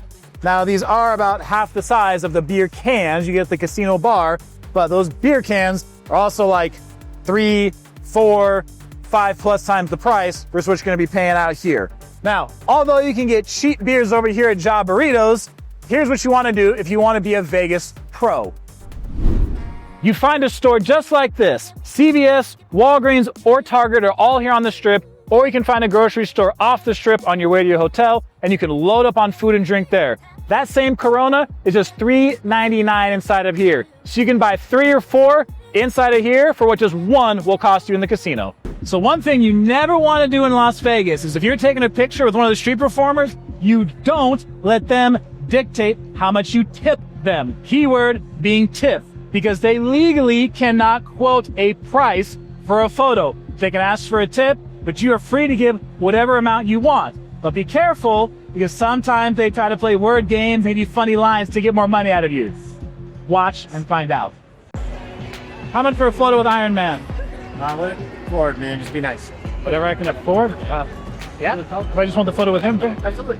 I'll take. Can I do a selfie from here? Let's see. I'm a taller guy too. I'll take them. I'll give them a check. I think I can do it. Yeah, I'm a tall guy. I got it right here. Come on. Oh, I'm cool. Appreciate it. But my phone's kind of important. Got the whole phone. It's like, hey, I'm sorry. You sure you don't want like a full body one? I look cool. You know, not like extra. I'm not gonna charge extra to get the whole costume. So you're not going to charge me extra for the full costume? No. Oh, It's free, man. I want you to be happy. yeah. You definitely can't charge. Oh, we're not allowed. Exactly. Yeah. Whatever you can do, is try to be nice. But I just want you to have a nice photo, a nice costume. I appreciate it. Here, Iron Man, I'll give you $5. Have fun. All right. Appreciate it, man. Thank you. There you go. You hold it for him? Cool. Thank you, guys. Thank you, sir. Take care, guys. If you change your mind, come back. We'll hook you up. Will do, man. Thank you. How much do people usually tip you for photos? Yeah. But what? It's whatever you're the boss at the end of the day. It's just If all people tip you, what would you say the average is? An average? I would say like 60 and 60. What? Sometimes people hand us $100 bills. Sometimes they each hand us $100 bill. You're saying the average person gives you $60 for a photo? Yep. Per person. Yeah. for the farm. So the everyday person? The average person gives 60 every day? Yeah, see, look, he's getting them now. So we got to give it too. Yeah, $60 for Yeah. You're asking. Get it. I'll say the average. Some people give you 0 on the average. Never a 0. Never zero. We at least get something. Even if it's still something. So some guy gives you $5 for a photo. You're like, hey, thanks. Good day. We're done. Not really, no. No, make it worth my time. Like But- you, what's your lucky tip gonna be? My lucky tip? Yeah. I don't know. I mean, well, Give you luck. let's say a photo took 10 seconds. If I gave you $5 for 10 seconds of work, would you be upset? Yes. You would? Don't ask the question if you don't like the answer. Hey, it's whatever you want, but $5 for 10 seconds of work, not worth it. All right, listen, I'll give you 5 just for the uninformed interview. I'll give you 5. Yes. Do you want a photo? I'll do all of that right there. Oh, I don't doubt you would. Cool. Do 5 more each? That's Don't it. flash that money in front of me and tease me then. You have plenty of lines. You've been doing this for a minute. I like it. You like it, see? So that's worth 5 more, right? Sure as hell not. Not that good. Nope. Take care, ladies. 60 per girl for a photo. No. No. This is something dumb you should never do in Vegas.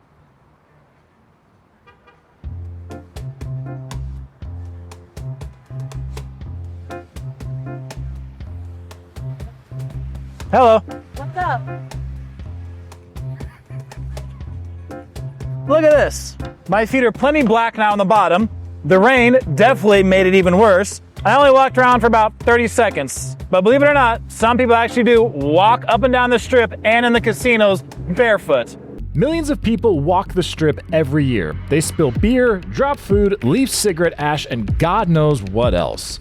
All of that ends up on the ground and it just stays there until the cleaning crews come out at around 4 in the morning. Walking barefoot means you're stepping in all of it.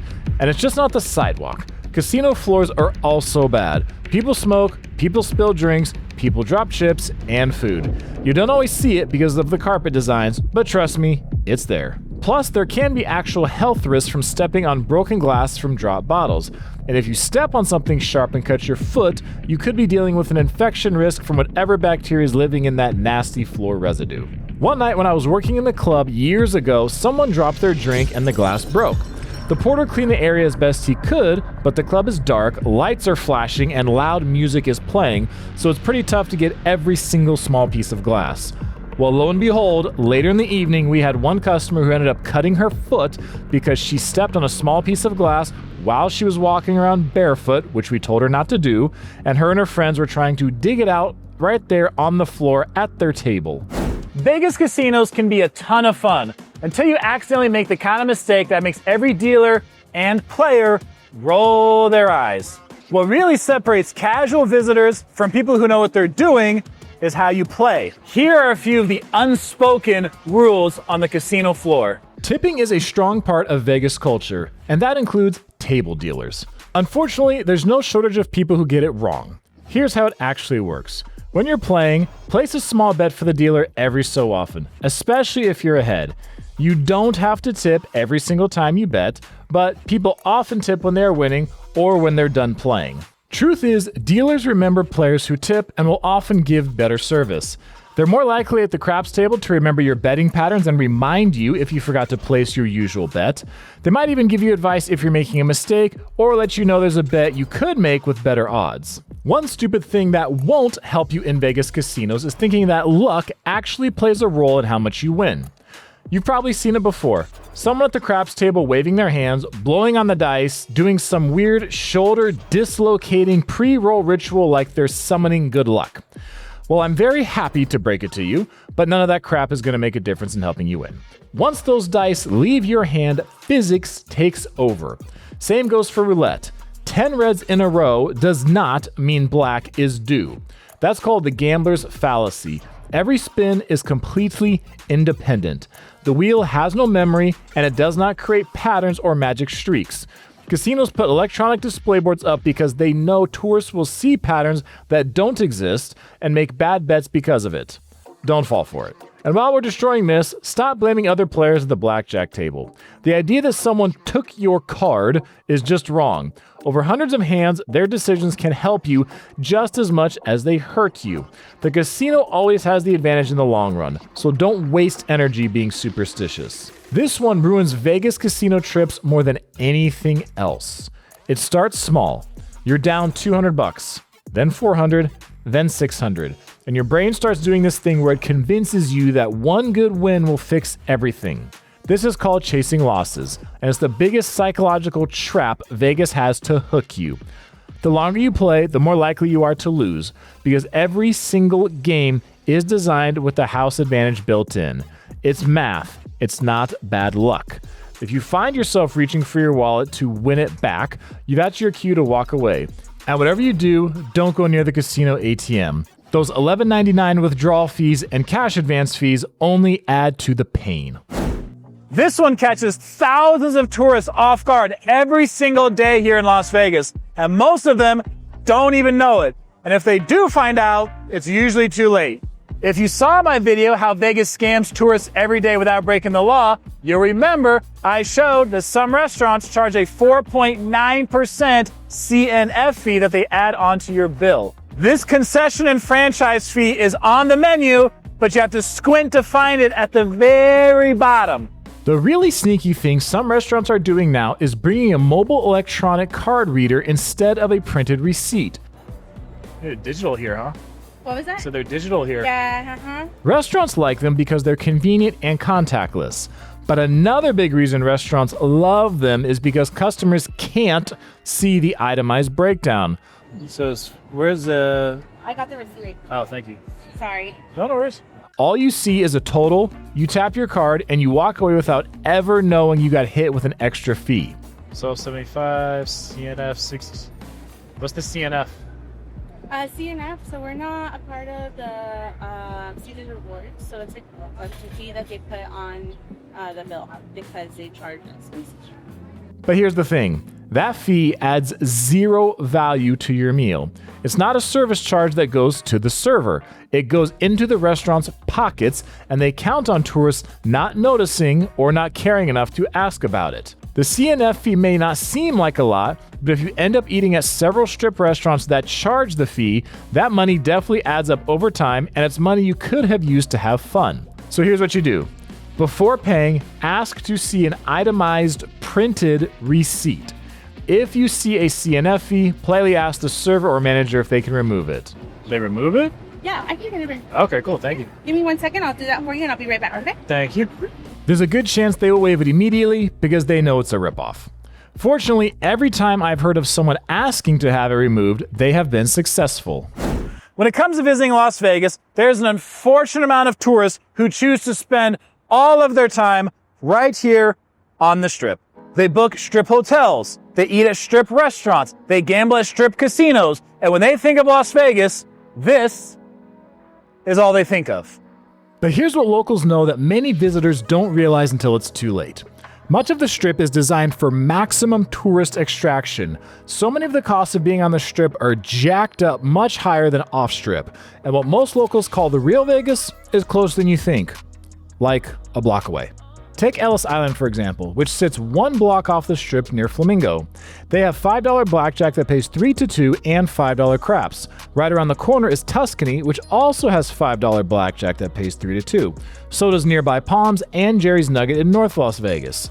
But that's not all, because downtown Grand has $5 craps and $5 double zero roulette. And if you want even better roulette odds, the Plaza in downtown has single zero roulette starting at $15 during the day and $25 in the evenings. Several off-strip casinos like Red Rock, Green Valley Ranch, Palms, Circa, and South Point offer many of the same high-end perks you find on the Strip, including great restaurants, shows, spas, large pools, and quality gambling, but usually for a much better price. And then there are the real Vegas experiences, the ones most tourists completely miss because they never leave the Strip. Just 20 minutes away is Red Rock Canyon with hiking trails, rock climbing, horseback riding, and absolutely incredible scenic drives. If you're interested in history, you can visit Hoover Dam, the Neon Museum, or the Mob Museum. Hemingway Park in Boulder City lets you get within feet of bighorn sheep, and if you want to cool off in the summer months, just visit Mount Charleston to get weather that's 20 to 30 degrees cooler than it is on the Strip. This is what Nevada actually looks like when you step away from the major casinos in the tourist corridor. Look, the Strip is fun. I'm not saying don't go to the Strip. I'm saying just don't limit yourself to only the Strip. The Strip casinos would love for you to think that's the only place worth spending your time because that's where they make their money. But travel 10 minutes in any direction and you'll find better gambling, great food, lower prices, and some way better experiences. Scamming is nothing new. You've got phishing scams, Nigerian prince scams, you name it. But today we're gonna be talking about 5 particularly cruel scams, downright dirty. And they happen here in Las Vegas. But if you guys watch this video to the end, they won't happen to you. The first scam we're gonna talk about happens right here at the front door of many, many casinos in Las Vegas, and that is long hauling by taxi drivers. Taxi drivers in Las Vegas are legally required to take the most direct route to your destination, unless the passenger gives them permission to go a different way. So sometimes what a driver may do is say, well, hey, I know a shortcut. Or they may say they heard there's an accident on the way you're going. Something like that to try to get you to give them permission to take a different route than the one they're actually supposed to take. Don't agree, or what you can do to hopefully avoid the entire thing is once you get in the taxi cab, you can take out your phone, pull up a GPS app, turn the volume on so that the driver hears that and the driver knows you're paying attention to the route they're taking, and that way you can hopefully negate any chance of you going a different route, because if the driver does go another way, you're going to notice it on the GPS immediately. The second scam is particularly big for those of you that love going to strip clubs here in Vegas. Now in Las Vegas, we are known as Sin City. We are known as the place where anything goes. There's no shortage of strip club promoters on the Strip here, people handing out cards, all that kind of stuff here in Las Vegas. So the scam is that you are at a strip club, you're talking to one of the strippers, and she promises to come to your room to have sex with you if you give her $500 up front at the club, $1,000 up front at the club. She'll say, you know, give me half the money now, you know, give me the other half back at the room, and I'll meet you there. Now, what happened at a place that I was working at, a gentleman was hanging around kind of by the entrance area, and this was an older guy who was carrying a portable oxygen tank with him. And he was standing there hanging around, and after a little while, a few minutes, he came up to me and he said, hey, do the dancers come out this way? Do they leave the club this way? Which, if someone asks you a question like that, that's a red flag right off the bat. So the guy told me what had happened. He explained the whole thing to me. He cannot even remember the dancer's name, unfortunately, which commonly happens because, you know, when you mix the alcohol with the party scene, with the low lights, the loud music, all that kind of stuff. She has a name in the system that she uses as her dancer name, but it's also possible she could even give a fake name to the customer in addition to that, because she knows she's gonna take the money and run out of there. Another thing that makes it even harder is there's a women who come here to dance in Vegas just for a weekend. They just come for a big event, like a certain convention or something like that. So if they're gonna be here just for a weekend or a convention, good luck trying to track them down after they've left the state once they've checked out and gone home. The third one I'm going to talk about is particularly terrible because it involves the elderly. Now, when it comes to gambling, the older generations, like the silent generation, the baby boomers, they typically gamble way more than the millennials do, like my generation. But nonetheless, when you sit down to gamble at a slot machine, sometimes women will put their purse on their lap, which is probably the smartest and safest way to do it. Other times they may put it next to the machine, they may put it down on the floor by their seat. That's where you become really vulnerable. And you become vulnerable because someone may just walk by, just grab your purse off the ground, and you may not even notice based on where you put it. What can also happen too is sometimes people like to work in tandem. Two people work at one time together. One person may distract you, may get you to look to your left when your purse is down on your right-hand side, and then someone can walk over and grab it and walk off, and you not even notice. Or they could just wait for the waitress to come by and talk to you, and they may grab it then. If you're sitting close to an exit door, then you're even more vulnerable to this. Now, the reason I say the elderly are more vulnerable to this than other populations is you slow down, right? Your muscles are not as strong, your vision's not as good, your hearing's not as good, you don't react as quickly. So someone who's older is going to be an easier target for people to steal from, especially when it comes to stealing ladies' purses. It's sad, it's unfortunate, but it does happen. Fourth scam we're going to talk about, and I've encountered this one several times here on the Las Vegas Strip, including this walk I am on right now between Caesar's Palace and Treasure Island, like 3 times in under 10 minutes. And that scam involves 3-card Monte or the ball in the cup game, whatever stupid one they're doing these days. You come here and you walk on the strip.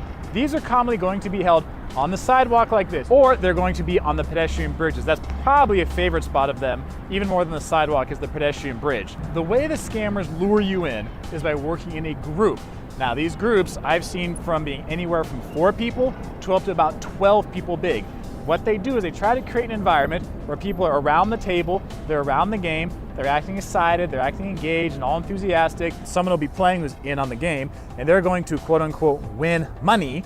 And they want you to see them win money, because if you see them win money, they're trying to get you to think, hey, maybe I could win some money too. But eventually you're going to lose because the game is rigged. There are a few things that definitely give away that this scam is going on. If you just stand back and watch them for a moment, you will notice that they are typically just terrible, god-awful, just dumpster fire level acting skills put on display. They completely over-exaggerate their reactions. They're way too excited over such a stupid game that anybody with more than 2 brain cells will not be that excited to see. The second thing to know, and this is a fun fact, is that it is 100% illegal for them to even be operating out here in the public on the sidewalk like that.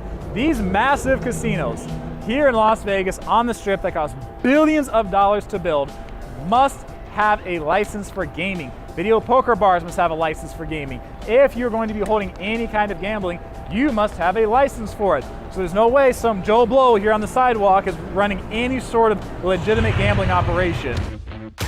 The fifth and final scam we're going to talk about here in Las Vegas is particularly cruel, is because it comes from teenagers. Teenagers out here trying to hustle people out of their money on the Las Vegas Strip. This one also actually happened to me on a pedestrian bridge. I walked about halfway across the bridge, saw the 3-card Monte scam. By the time I got to the end of the pedestrian bridge, there was a teenager asking me for a donation for his high school basketball team. Now, a couple things really stood out to me in this short interaction I had. Now, the first one was obvious that he was trying from the get-go really hard to make himself sound legitimate. Gives me his name and then immediately says he has an ID on him that I never asked for, which means it's probably a scam. He was definitely trying way too hard. The other thing was that this was about 3:30 in the afternoon on a weekday during basketball season, and there were no adults around. So I said, hey, what's your coach's name for your high school? Gave me a coach's name, and I showed him the photo on the website. I said, you sure it's not this guy? He goes, oh, that's the wrestling coach. I said, really? Because it says on the website that he's your basketball coach. He goes, oh, well, yeah, well, he's one of our coaches. There are gambling mistakes that cost you a few bucks, and then there are gambling mistakes that destroy entire bankrolls in minutes. Vegas casinos profit big time when tourists like you make these errors. Here are the gambling mistakes that Vegas casinos hope you never figure out. This might be the costliest mistake you can make as a Vegas tourist without even realizing it. The difference may seem small, just one extra zero on the wheel, but it dramatically impacts your chances of winning and gives the casino an even bigger advantage. If you're playing at a double zero roulette wheel when there's a single zero wheel nearby, you're basically volunteering to lose your money faster. A single zero wheel has a house edge of 2.7%, meaning for every $100 you bet, you are expected to lose $2.70. On the other hand, a double zero wheel has a 5.26 advantage over you. The worst option is the triple zero wheel, where the casino's edge jumps to 7.7%. Don't play that. It's only for dumb rookies. Many Vegas casinos cleverly place types of roulette wheels around their floor, knowing most players won't notice the difference. Single zero wheels usually have higher minimum bets, but the odds are much better for the player. If you don't pay attention, you might end up playing the worst version without even knowing it. If you don't have a plan before gambling, you are almost certainly guaranteed to lose everything.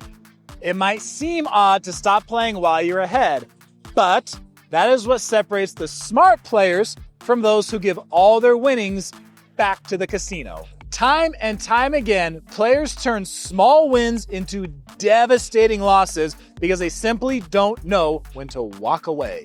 The psychology is pretty fascinating because many players, after they win some money, they feel like they're playing with house money, and that leads them to take bigger risks. Others feel like they've either found a winning strategy or they're on a lucky streak where they just can't lose.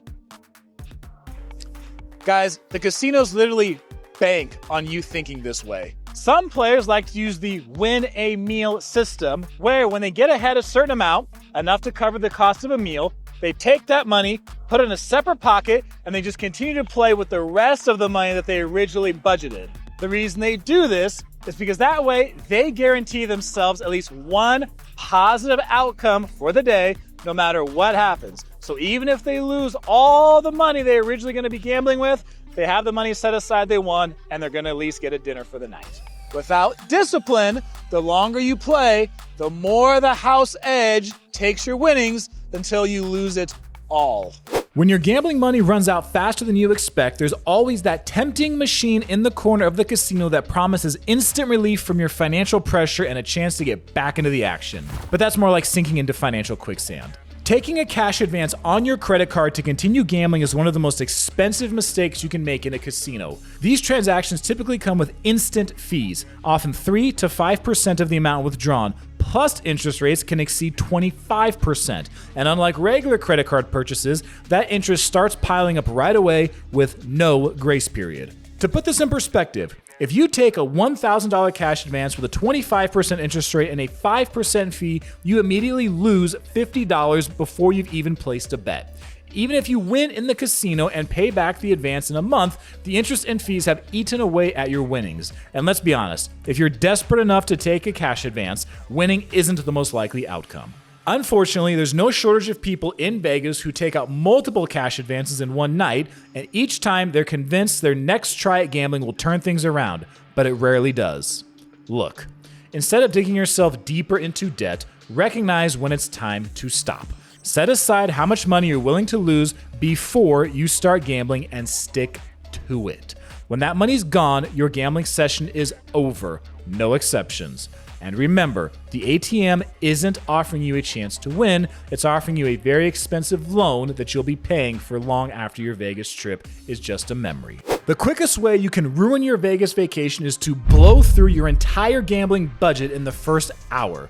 Overbetting your bankroll, that is, making bets that are too large compared to your total funds, is the perfect recipe for a short and painful casino experience. But there's no shortage of tourists who do this constantly, especially at table games where the excitement and peer pressure can lead to poor decisions. A smart strategy is to never risk more than 1 to 2% of your total bankroll on a single bet. If you have $500 to spend for the day, that means keeping each bet you make around $5 to $10. This helps your money last longer and protects you from losing everything too fast. If you want your gambling entertainment to last, calculate your total budget first, then decide how long you want to play. A good rule of thumb is to bring enough for at least 100 bets at your chosen denomination. This gives you a reasonable chance to enjoy several hours of play and possibly even walk away a winner. Vegas casinos make millions off tourists who fall for this crap. You've probably seen people online posting about the luckiest casinos to gamble at, as if some properties have magical powers that make slot machines pay better. The online world is full of these lists, and some tourists believe them without question.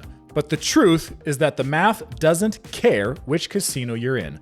A slot machine with a 9% house edge works exactly the same, whether it's at the Bellagio or a gas station. Casino executives get a laugh out of it when people look for quote-unquote lucky properties instead of focusing on games with better odds. Every casino slot machine uses a random number generator, every casino is subject to the same gaming regulations, and operates under the same mathematical principles. The only things that change between casinos are the variety of games, the rules, and their player reward systems. Luck doesn't live in buildings. It's just math playing out over time, and the math works the same everywhere in Vegas. Vegas casinos spend thousands of dollars on these, but they're designed to give you false hope. Those electronic display boards at roulette and baccarat tables are nothing but magnets for bad decisions. You'll see players studying them like they're reading tea leaves, looking for patterns in the last 20 spins. Some people bet on red because it hasn't hit in a while, while others bet on black because it's been quote-unquote hot. Casinos spend money installing these boards for one reason. They know that displaying past results makes people bet more. What those displays actually show is the gambler's delusion in action. Each spin at the roulette wheel is completely independent of every previous spin. The ball doesn't have a memory, and it doesn't know that it has hit red 5 times in a row. The odds of hitting red are exactly the same on every single spin, regardless of what happened before. Casinos love these displays because they turn random results into imaginary patterns that don't exist. The house edge stays exactly the same whether you're betting on patterns or just picking colors randomly. Nothing destroys your Vegas gambling budget faster than this betting system. The concept sounds foolproof on paper. Bet on even money outcomes like red or black in roulette and double your bet every time you lose. And eventually, you'll win and recover all your losses plus a small profit. But math experts have been debunking this for decades, and casinos love that people still believe in it. Here's why it destroys money. Table minimums kill the strategy after enough losses in a row. Start with $5, and you're betting $640 after 7 losses, but a table's maximum bet may only be $500. Even if there were no limits, the bets can grow so fast on a losing streak that you run out of money before you can recover. A 10-loss streak starting at $10 means your next bet will have to be $10,240 just to win back your original $10. The casino's advantage doesn't disappear because you're doubling bets. Instead, it grinds you down on every single spin. And casinos love martingale players because they risk huge amounts to win tiny profits. And when the inevitable losing streak hits, they lose everything at once. This is probably the most ridiculous superstition you've ever heard in Vegas, but it makes casinos rich by distracting players from what actually matters. Some of you have probably seen slot players either rubbing coins together to make them hot, standing instead of sitting, or hunting for machines near the entrance because they think location matters. Some players even turn up the volume, believing louder sounds mean better payouts, while others avoid machines that just pay jackpots, thinking they won't hit again. The cold reality is every slot machine uses a random number generator that decides results the moment you hit spin. The temperature of the coins you put in, your physical position, machine location, volume level, and recent payouts have absolutely zero effect on the outcome, as each spin is completely independent and random regardless of what happened before. Casinos particularly love superstitious players because they waste energy on meaningless rituals instead of learning which machines have lower volatility. When I was in college playing football, I had some teammates who did stupid things, and one of these revolved around sports betting. So when I was 19, during the football season, there was a guy on our team who would come every week, and he would give guys on the team this paper of all these bets they could make on NFL games. Now, I remember one guy on the team who liked to make all these different bets. This is before I knew anything about sports betting, way before I lived in Las Vegas. And what he would do is he would go and look at it, and he would choose, 4, 5, 6, 7, 8 different teams that he would think would win. And I remember looking at that, and he was saying, oh yeah, if all 8 of these teams win, I'm going to win however much amount of money. And I remember looking at it and not even knowing anything about sports betting, but I knew football. And I remember saying, the chances of all 8 of those teams winning, do you know what the odds are of that happening? And he gave me a response that I am sure every single sports book around the world loves to hear. He goes, well, I think I'm better than the odds. I just remember thinking, okay, dude, I think you're just some 19-year-old California moron, but hey, if you think you're better than the odds, you want to throw your money at it, then go for it. So anyone who owns a sports book, they love that kind of thought process and that kind of betting strategy. Today, you're going to learn about some of the biggest ripoffs in Las Vegas that cost you time and money, but we are going to show you how to avoid them. Right, Jordan? Exactly. One very unpleasant surprise you're going to want to avoid here in Las Vegas comes at the gift shops inside these hotels and casinos. Now, this was noted in an article by Vital Vegas back in 2019 that the gift shop inside the Excalibur was charging different prices from day to day. There are no prices listed in the store. The prices are based on the hotel's occupancy. It is essentially surge pricing. So the more full the hotel is, the busier the place is, the more food items inside the store cost. You won't know the price until you actually get to the checkout. Rooms in Vegas can be really expensive. Like if you want a nice suite, you might be paying upwards of $500. But a way to get that suite a whole lot cheaper is to book the basic room directly with the hotel. And then a lot of times right after checkout, they'll give you an upgrade offer. They'll be like, hey, upgrade to this suite for another $100. So in this case, you might get that $500 suite for more than 50% off. And at check-in, you can do something similar. If you have a basic room, you can ask the check-in clerk, hey, are there any upgrades available? I'm interested in getting a suite. And a lot of times, if there's any availability at all, they'll offer you that suite at a greatly discounted rate. And again, you can get it for like 50% off a lot of times.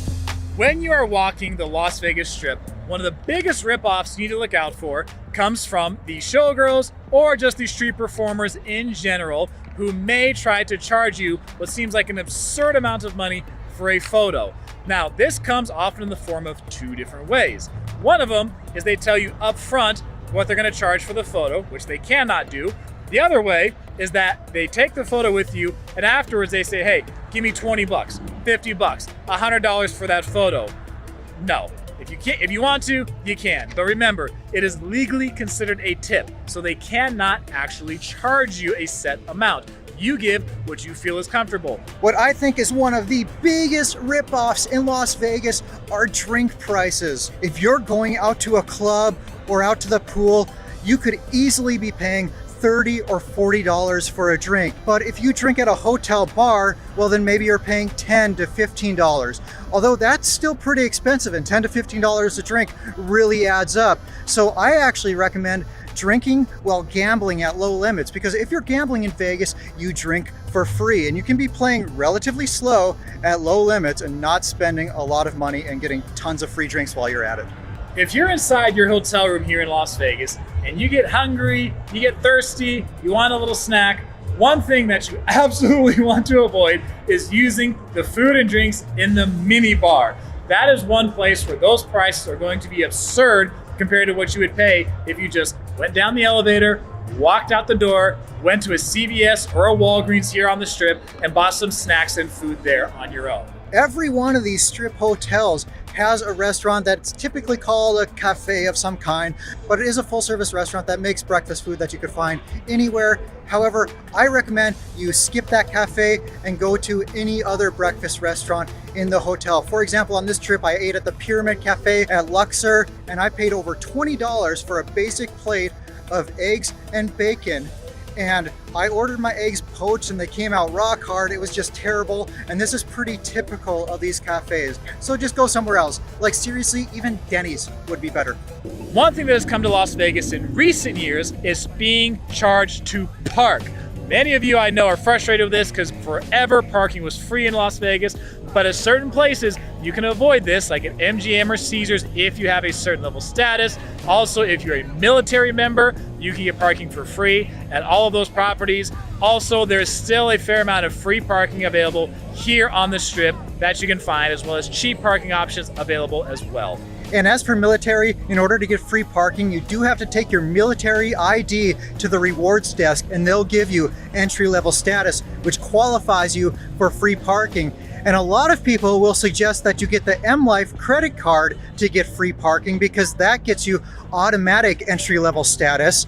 However, instead of the M-Life credit card, I highly recommend going for the Hyatt credit card, because with the Hyatt credit card, you'll get way more value out of it. Like the sign-up bonus can get you 12 free nights in a hotel. And in addition to that, you get 1 or 2 free nights every year, depending on how much you spend on the card. So there's way more value to be had. You get entry-level status, which you can status match to MGM to get that free parking. One of the sneakiest ripoffs in all of Las Vegas is the CNF fee, or the RRF fee, that can be on your food bill without them telling you up front. CNF stands for Concession and Franchise Fee. RRF stands for Restaurant Regulation Fee. CNF was put in before COVID. RRF was put in after COVID, but they both still exist today at some restaurants here on the Strip. The CNF can be found at Cabo Wabo Cantina, Planet Hollywood, Hex at Paris, Beer Park at Paris, Alexa's Bar at Paris, Chayo Mexican Tequila Bar at the Link Promenade. RRF can be found at Cafe Americano at Caesars and at Paris. This fee is usually anywhere from 4 to about 5% added onto your food bill. They do not tell you when they put it on your food bill, but if you go to the manager, every single time I've known someone who's done it, they've gone to the manager and asked them to waive the fee, they have waived it. Room service prices are really high, so you might be looking at like $30 for a plate of breakfast food. However, then there might be a 18% room service fee added onto that, and then a 20% tip plus tax. After you're all said and done, you're looking at like $50 for a basic plate of breakfast food. It's stupid expensive. If you like the party scene here in Las Vegas, one of the biggest ripoffs you need to look out for are the fake nightclub promoters here on the Strip. The ones who are going to either try to sell you a wristband and tell you, hey, this is for the guest list, this is for a drink package, I'll get you to bypass the line with this wristband. No. Or if they're not trying to sell you something physical, if they have a fake business card and they say, hey, I will get you past the line, or I will get you easy entry, I will get you whatever if you tip me right now. Don't do that. Internet is already supposed to be included in your resort fee that you're paying $40 or $50 a night for.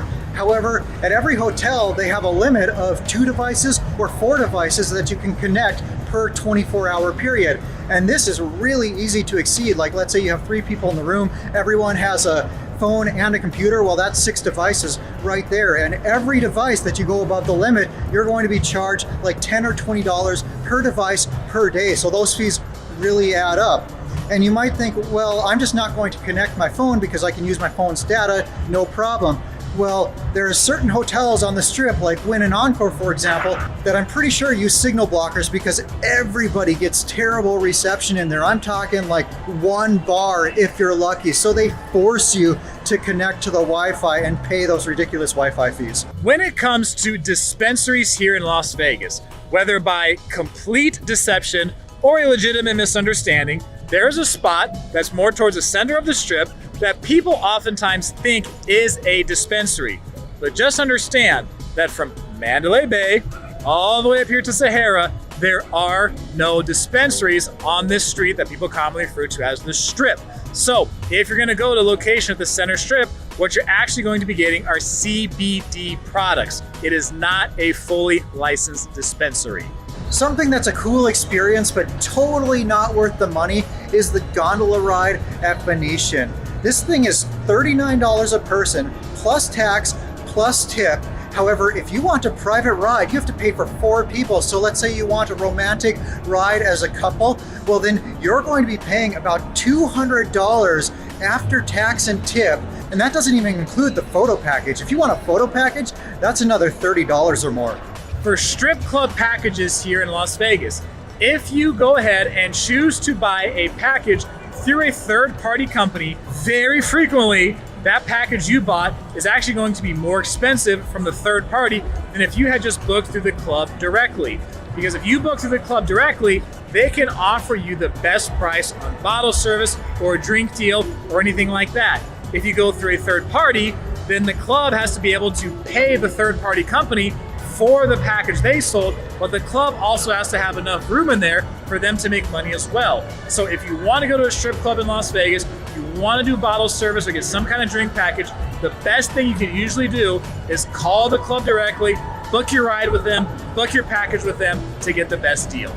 Las Vegas is a place where anything goes. A crazy, out of control city of sin where you can lose your inhibitions, go wild, and do absolutely anything you want, right? Wrong. Believe it or not, Las Vegas has quite a few well-established rules. If you ever try to steal some chips off a blackjack table, you will find that out very quickly. But besides the normal laws and regulations, Las Vegas has very many unofficial or unwritten rules. These are the rules that aren't found in Nevada state law, but can still totally ruin your trip if you break them. They are extremely important to know if you are a visitor or a new resident. In this video, I'm going to help you avoid a lot of problems and embarrassment by sharing with you a few of the most important unwritten rules in Las Vegas. Follow them and you'll have an amazing time here. Break them and you may never want to come back again. Sound good? Let's begin. Despite what you've heard, not everything that happens in Vegas stays in Vegas. Those criminal charges and STDs will absolutely be going home with you. Vegas runs on cash, so carry some with you at all times, especially smaller bills for tipping, even though it's getting easier to tip with a credit card or smartphone, and if that's the only option, then go for it. But everyone here prefers cash. Thank you. Absolutely do not ever handle a $50 bill when you're in Vegas. They're considered extremely unlucky and many gamblers won't accept them as payment. Some casino workers won't even touch them. Legend has it that Flamingo founder Bugsy Siegel had 3 $50 bills in his pocket when he was murdered, and they've been bad luck ever since. Never count your money at the table. It's considered unlucky and is also rude to your fellow gamblers who might be losing badly. There'll be enough time for counting when the dealing's done. If you find money on the floor of a casino, you have to gamble it. It's bad luck if you don't. But if you don't gamble, go ahead, take that money and just give it to someone who does. Gamble for fun and expect to lose. Casinos draw you in with the promise of hitting jackpots, but the truth is the odds are always stacked against you. Gambling is just another form of entertainment and should be treated as such. Set aside a specific amount of money you're willing to lose and go have fun at the tables. If you win, great. If you lose, no big deal. Whatever you do, never chase your losses. Trying to get back the money you've already dumped into the slot machines, you're probably going to just lose more and end up having a very expensive night. Don't over-celebrate. Vegas loves winners, but not if they scream at the top of their lungs every time they win $20 on a slot machine. It's fine to go a little crazy if you win, especially if it's a large amount of money. But just remember there's probably someone within 100 feet of you who's down thousands of dollars for the day. And stop yelling, "Vegas, baby!" every 5 minutes. We all know the name of the city already. Tip often and tip well. Heavy tipping is the secret to having the amazing VIP experience so many people want in Vegas. Tip the valet parker, the bellman, the front desk agent, the concierge, the cocktail waitress, the maitre d', the table games dealer, the slot attendant, the cage cashier, the maid, and every bartender who hands you a drink. Tip the kid who brought you a towel at the pool, the guy who opened a door for you, who you're not even sure is an employee of the hotel. Go ahead and tip him. Anytime you're in doubt about whether or not you should tip someone, give them $5. They'll be thankful and you'll feel great. More importantly, the people who you tip regularly will go the extra mile and do everything possible to take care of you so that you have an amazing experience during your stay. Treat all service providers with respect while you're here. This might be the most important unwritten rule of all. Never snap your fingers at a waiter to get their attention. Don't whistle at the bartender when you need a drink. Avoid yelling at the housekeeper because you think your bed wasn't made properly.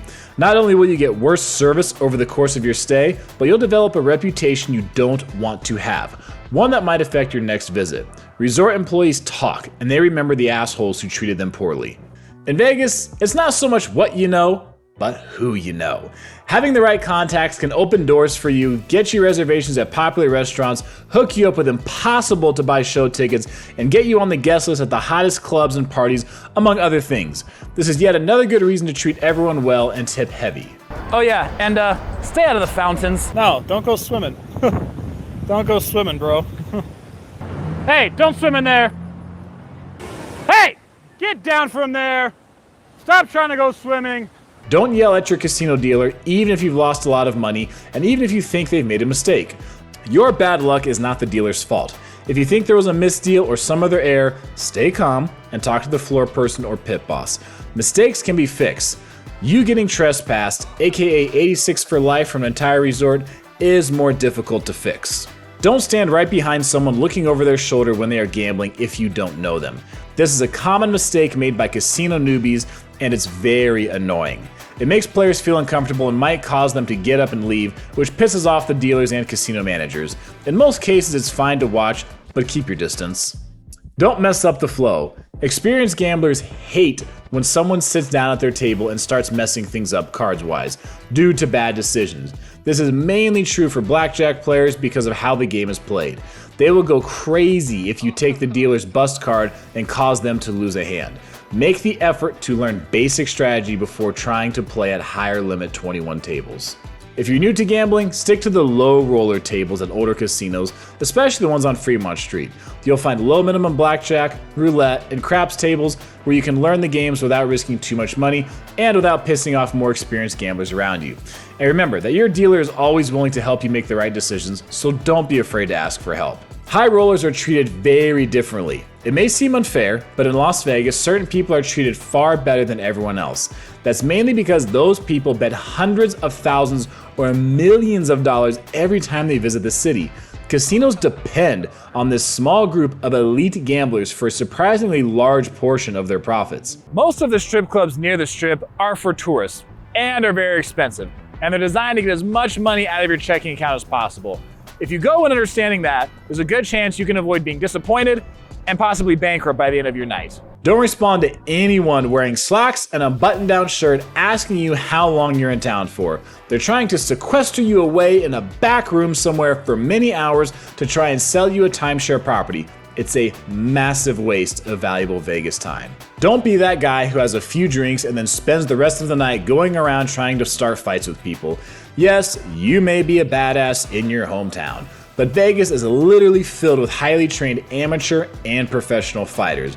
There's a decent chance the man you're talking shit to in front of Caesar's Palace is a former boxer who just got his black belt in Brazilian Jiu-Jitsu. Additionally, don't be that annoying drunk guy or girl throwing up in the bushes, having to have your friends carry you around all over the place, and just ruining everyone else's good time.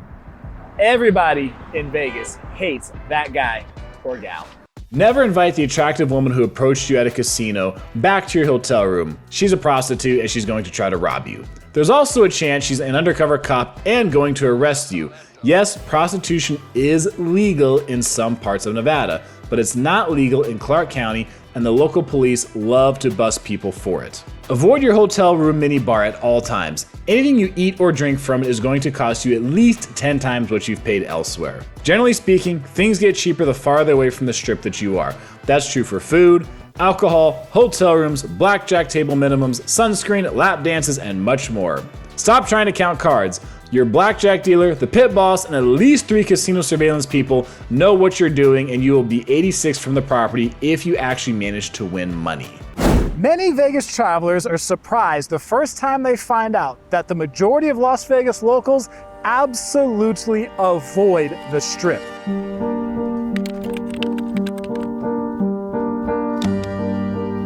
Tourists often think of the Las Vegas Strip as this fun place to go on vacation, to stay in these massive hotels, gamble in the casinos, eat, drink, play, and make some crazy memories.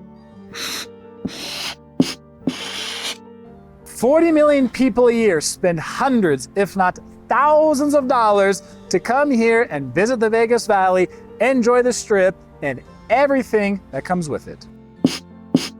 On the flip side, over 2 million people live in the Las Vegas area, and surprisingly, many of them hate the Strip. They avoid it at all costs, unless friends or family are in town.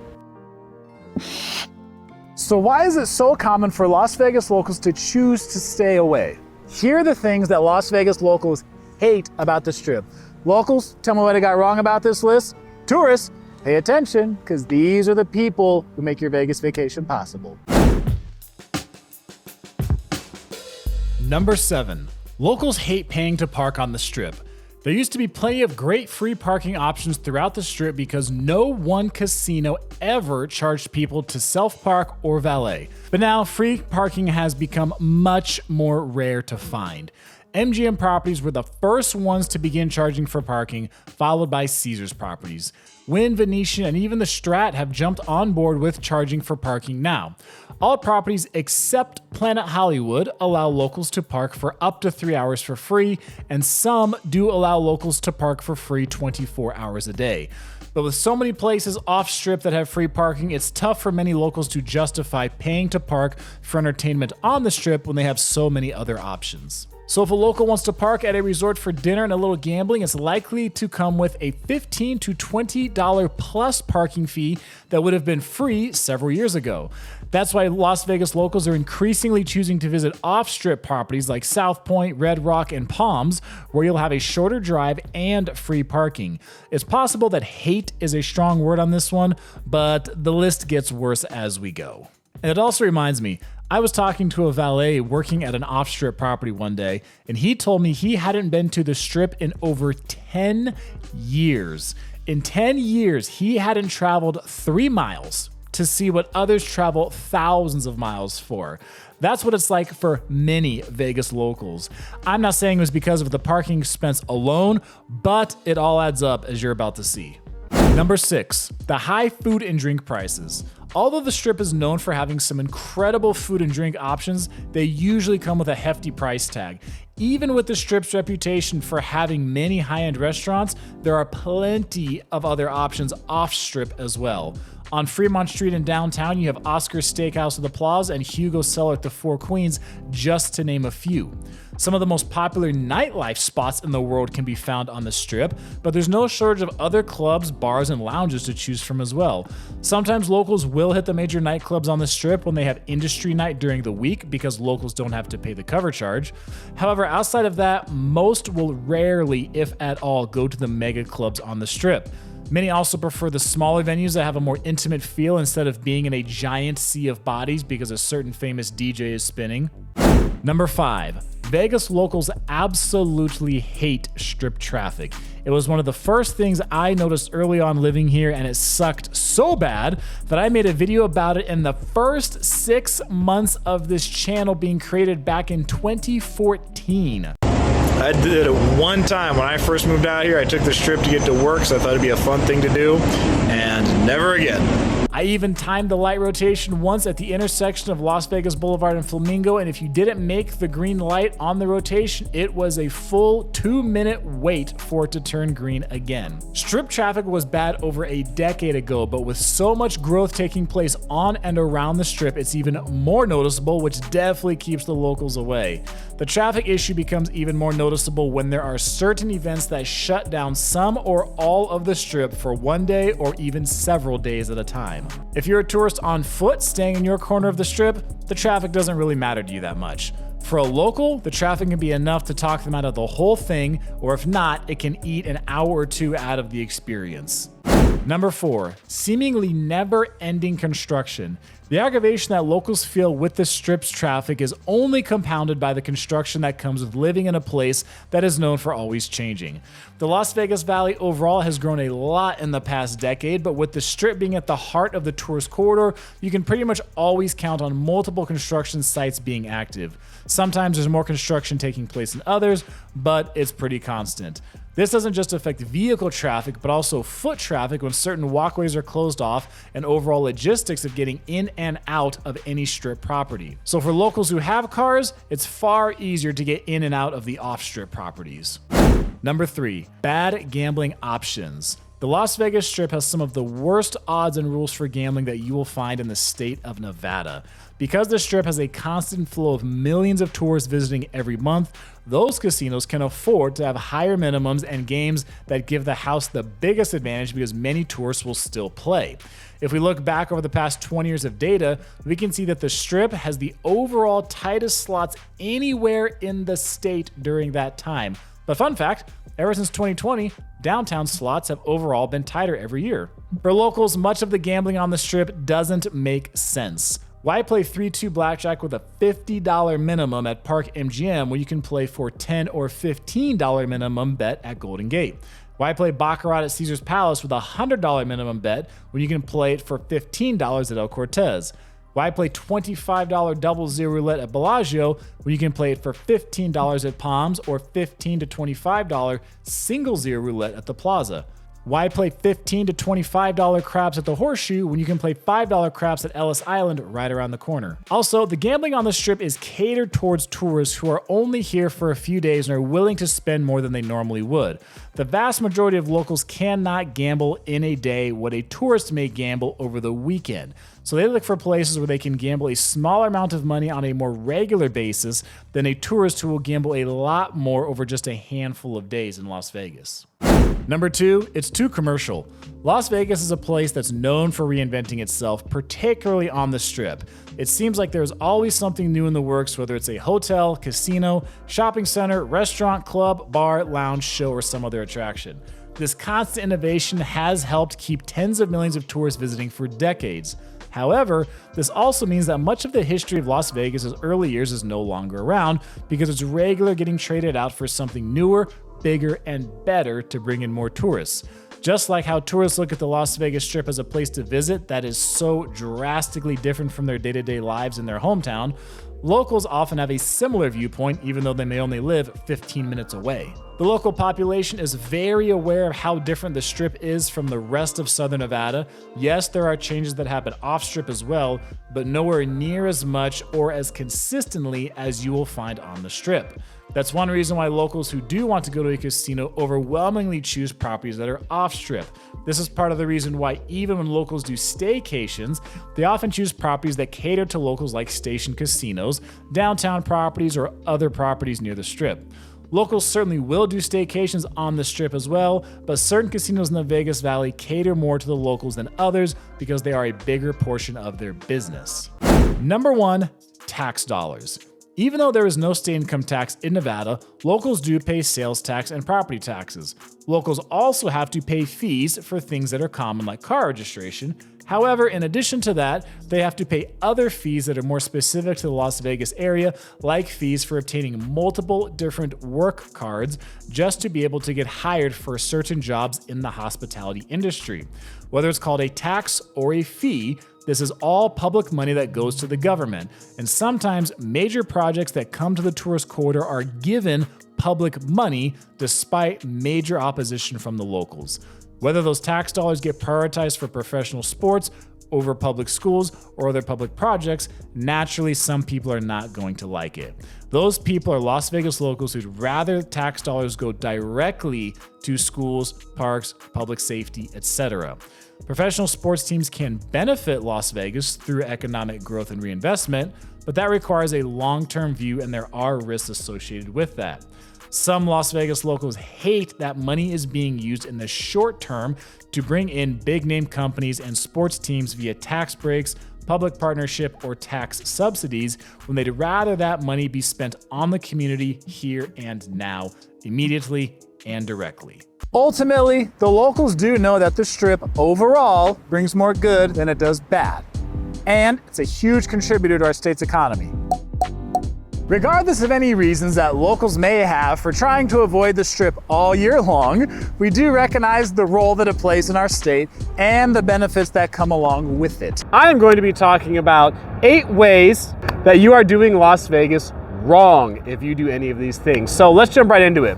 the first thing you are doing wrong when you come here to Las Vegas is if you do not try the $20 trick when you check in at the front desk. I've heard some people say this where they say they're too shy to try the $20 trick or something like that. It's like, dude, you got nothing to lose when you try this, okay? Or people who say, oh, I thought you could only do it like here on the strip at, these hotels and casinos. Like, no, try this at any property you want here around town, okay? On the strip, downtown, off strip, or way off strip, if you're staying something like that, or you're staying in North Las Vegas, Henderson, wherever the case is, give it a try. The front desk staff will be happy because if they can upgrade you, they will. If they can upgrade you, they will.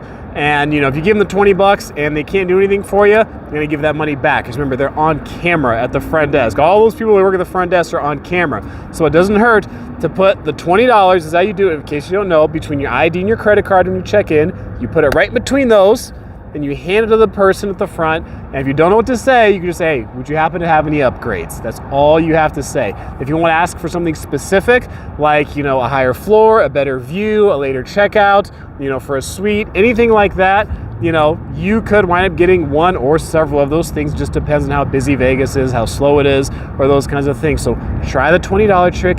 You have nothing to lose. The second way you are doing Las Vegas wrong is if you come here and the only thing you did was the strip. The only thing you did was hang out on that street right there behind me. Now, obviously, Las Vegas Boulevard is a place that's a whole heck of a lot of fun, right? Okay, this is a great place to come and visit for your vacation. I call it the most famous street in the world right behind me. I don't think there's any other place in the world where you'll find more things to do in a shorter span, in a 4-mile stretch. But if you did do that, if all you did was hang out on the strip, then that means you missed out on seeing some other things like downtown over on Fremont Street. Lots of cool stuff downtown, lots of cool stuff on Fremont Street. Your dollar also goes further on Fremont Street, in case you're wondering. Everything from hotel room prices to food to comps to gambling, just about everything, your dollar goes further over on Fremont Street. And one little bit of advice I'll give you guys here extra, don't call it Old Vegas, okay? Like the locals, they don't say Old Vegas. You only hear people say Old Vegas or, oh, we're gonna go to Old Town Vegas. You only hear tourists say that, okay? So locals just say downtown or they say Fremont Street, all right? Don't say Old Vegas, all right? If you guys are here.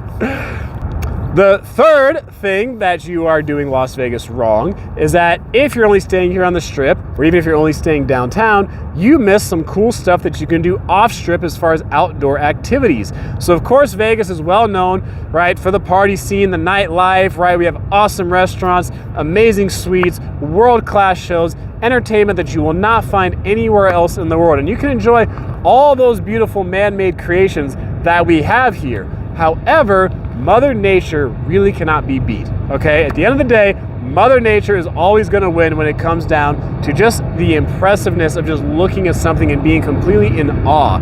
So if you guys are gonna go do some outdoor activities, I really encourage you, if you guys are gonna come here to Vegas, I really encourage you to go do some outdoor activities, like go hit Red Rock. You can actually go to Red Rock National Conservation Area without having to pay to go into Red Rock Canyon. I encourage you to go into Red Rock Canyon. There's a whole bunch of different hikes. It's beautiful. Driving the scenic loop is absolutely gorgeous. But you can also do some free trails. There is some free hiking outside of Red Rock Canyon, but still within the Red Rock Conservation Area. You go to Valley of Fire. You can go to Hoover Dam. Well, the Hoover Dam is man-made. You go to Hemingway Park out in Boulder City. I did a video on Hemingway Park several years ago because you can actually go there and see the bighorn sheep. Like, you can get up close and personal to them. I don't know anywhere else in the country you can actually do that. And they will come down there and they will hang out in this little local park right near Hoover Dam. And you can actually go up there. You can get some great photos of them. Another cool thing you can do as far as outdoor activities, horseback riding. I did a video on that years ago. That was at Bonnie Springs, which is unfortunately closed now. But there is other places you can go horseback riding here. Go to Mount Charleston. All kinds of just fun, exciting outdoor things you can do. So yes, there's plenty of drinking, gambling, right? Partying, dinner, shows, all the stuff that, that humans built here. But don't forget, there's plenty of beautiful, natural, scenic things you can do as well. The fourth way that you are doing Las Vegas wrong is if you miss the most iconic landmarks here in Las Vegas. And really, there's gonna be three that I'm talking about, okay? You come here to Las Vegas, I really think you should go just down the street here, down Las Vegas Boulevard, go to the Las Vegas sign and get your picture taken, okay? In recent years, they've actually done a lot better job with that area because they've added crosswalks over, you know, because people were like getting hit by cars trying to get over there. So they've added crosswalks. They've made the parking lot area bigger, so it's easier to get parking over there. And you can go over there, park, walk up, you can get in and get out, really. People usually just go there, take a photo, and then they just leave. There is a line that oftentimes forms. People wait in to take a photo, but you can just, you know, go off to the side somewhere and you're just getting the Las Vegas sign at an angle behind you, and just do that. Go over there, take your photo, get out. It doesn't take long at all. The other places that are the most iconic, I would say, here in Las Vegas, of course, the Bellagio fountains, right? Like when you think of like the Strip, that's what people think of, the Bellagio fountains. So I definitely encourage you to go catch one of those shows, whether it's daytime or nighttime. And then also the Mirage Volcano. So same thing with the Mirage Volcano over here on the Strip. Go catch one of those shows. The Bellagio does go daytime and evening. They have more shows, more frequent shows in the evening. Mirage is only in the evening time. So, you know, check the schedules, right, depending on the day and that kind of thing. So check the schedules, see when they are, and definitely go catch one of those. The fifth way you are doing Las Vegas wrong is if you didn't plan ahead at all for activities.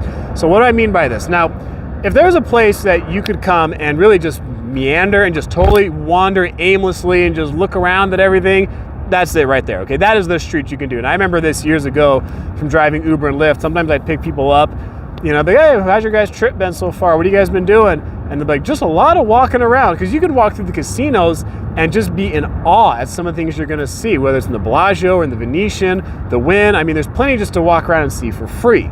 Now, what I do encourage people to do, though, is have some kind of balance between like a super structured itinerary, and I see some people like in Facebook groups do this, where they're coming here for Friday, Saturday, Sunday, and they've got everything like in these 30-minute blocks, where it's every show, every dinner, every tour, everything. They've got it all planned out. And then, like I said, some just walk aimlessly around here and they really don't have a plan. You know, if you're uncertain, especially if it's like your first time coming here, I would say try to be somewhere in the middle. So, you know, maybe pick like one activity you want to do during the morning or the daytime, and then one activity you want to do like in the evening time. So say you're coming here with the family, right? You're bringing the kids. You know, maybe during the morning or like lunchtime, right? You take the kids out to the pool, right? Let them get some energy out, right? Try to tire them out a little bit. And then like that evening, maybe you go and you watch like the Tournament of the Kings or something like that. Or you go over to the Adventure Dome at Circus, that kind of thing. You know, and same thing if you're coming by yourself or with a husband, wife, you know, bachelor party, bachelorette party. You know, maybe do something cool during the day, right? Go shoot machine guns, go ride dune buggies, or whatever the case is. And, you know, then that night you're out, you know, having dinner, drinking, going to show, going to club, whatever the case is. So, you know, I would say do something like that. Then that gives you some solid activities to do, but then you also have wiggle room to do other stuff in between. The number 6 way that you are doing Las Vegas wrong is if you didn't sign up for players rewards cards like M Life or Caesars Rewards or something like that.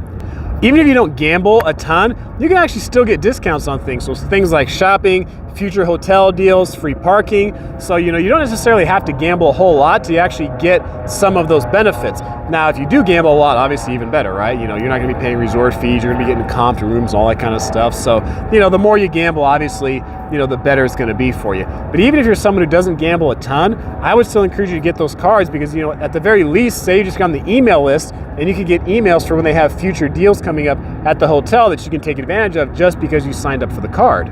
The 7th way that you are doing Las Vegas wrong is if you didn't go to a buffet. Yes, yes, yes.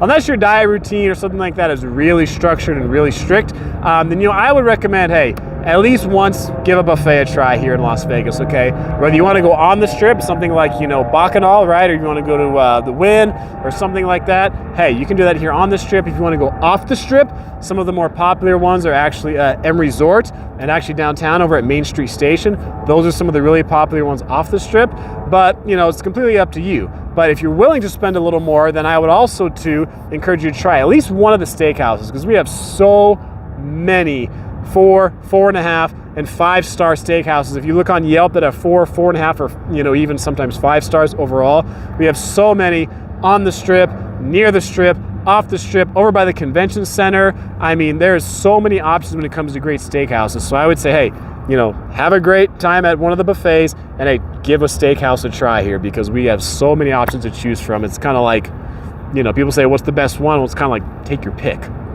The 8th and final point before the bonus, is this mistake that you made coming to Las Vegas is if you didn't shop around or price check beforehand. Now, this is talking about stuff like checking with, booking directly with the hotel versus a third party or something like that, or trying to find like an all-inclusive package where it's flight, hotel, and rental car.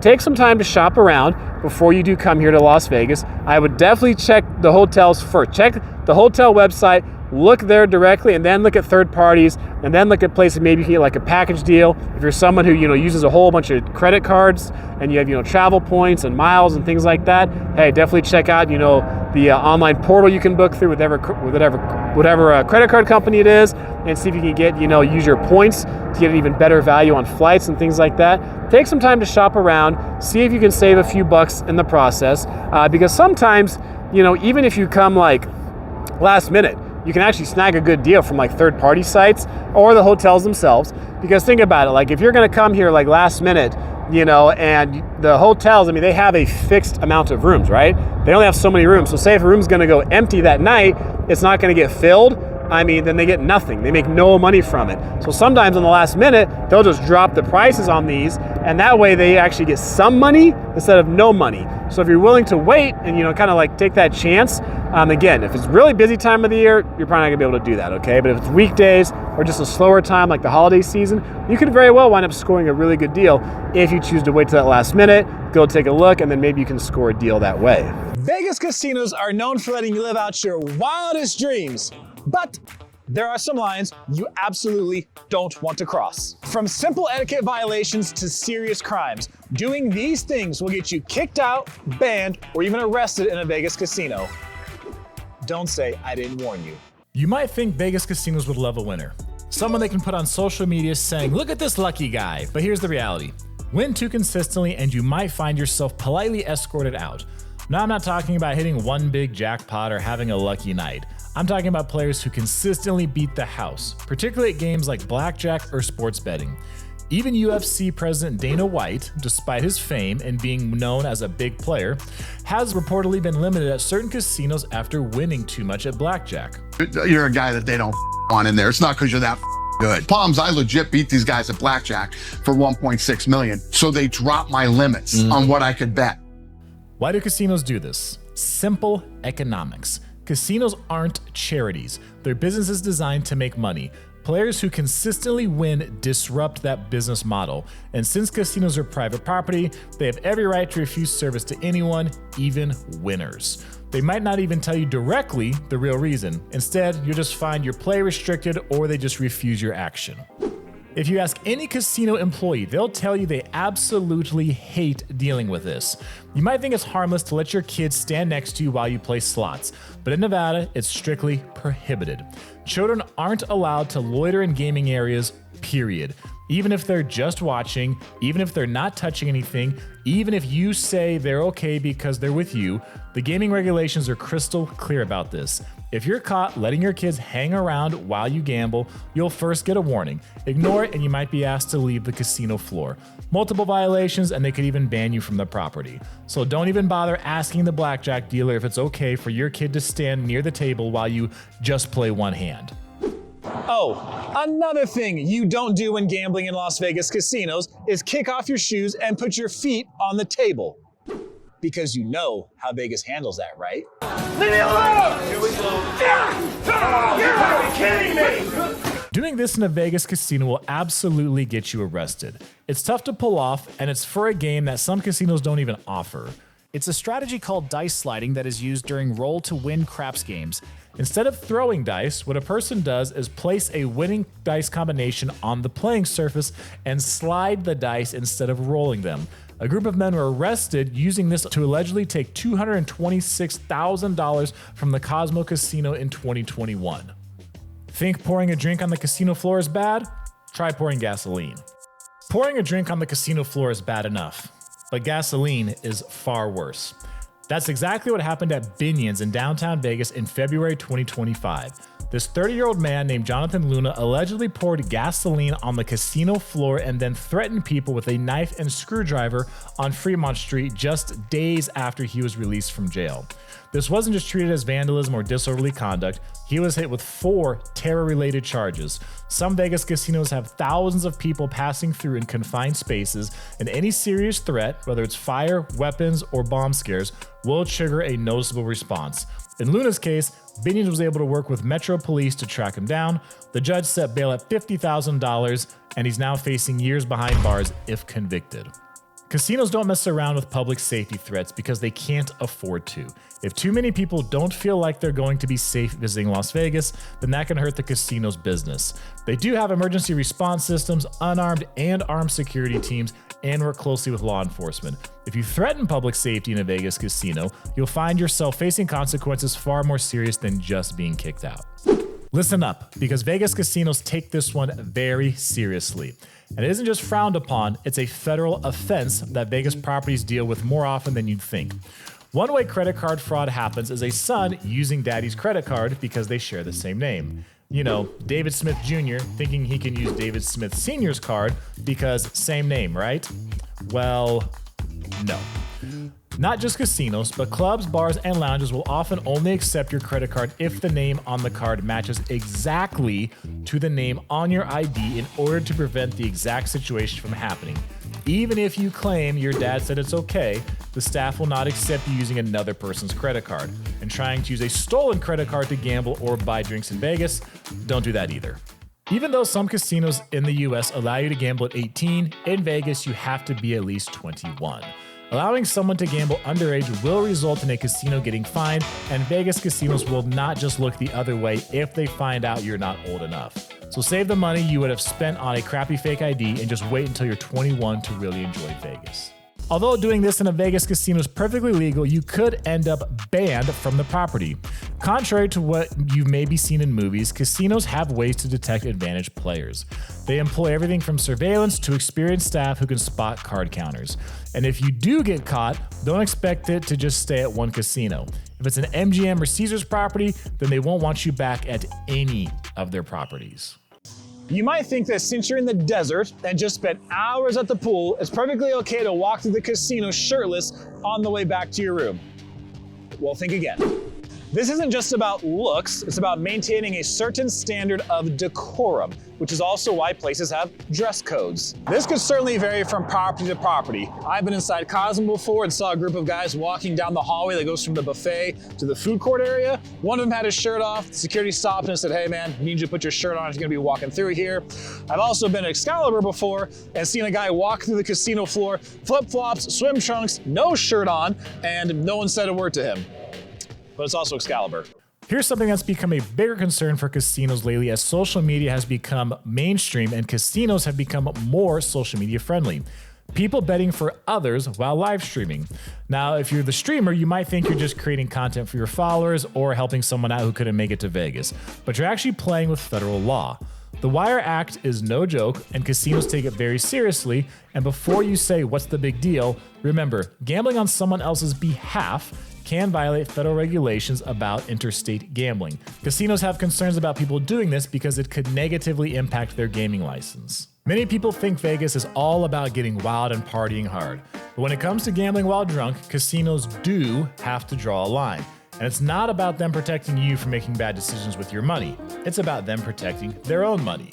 There's a crazy Vegas story from 2007 of a guy named Terrence Watanabe who lost a staggering $204 million as Caesars properties, becoming responsible for 20% of Caesars Palace's entire revenue for that year. According to his lawsuit, they allegedly supplied him with 2 to 3 750 milliliter bottles of Jewel of Russia vodka per day.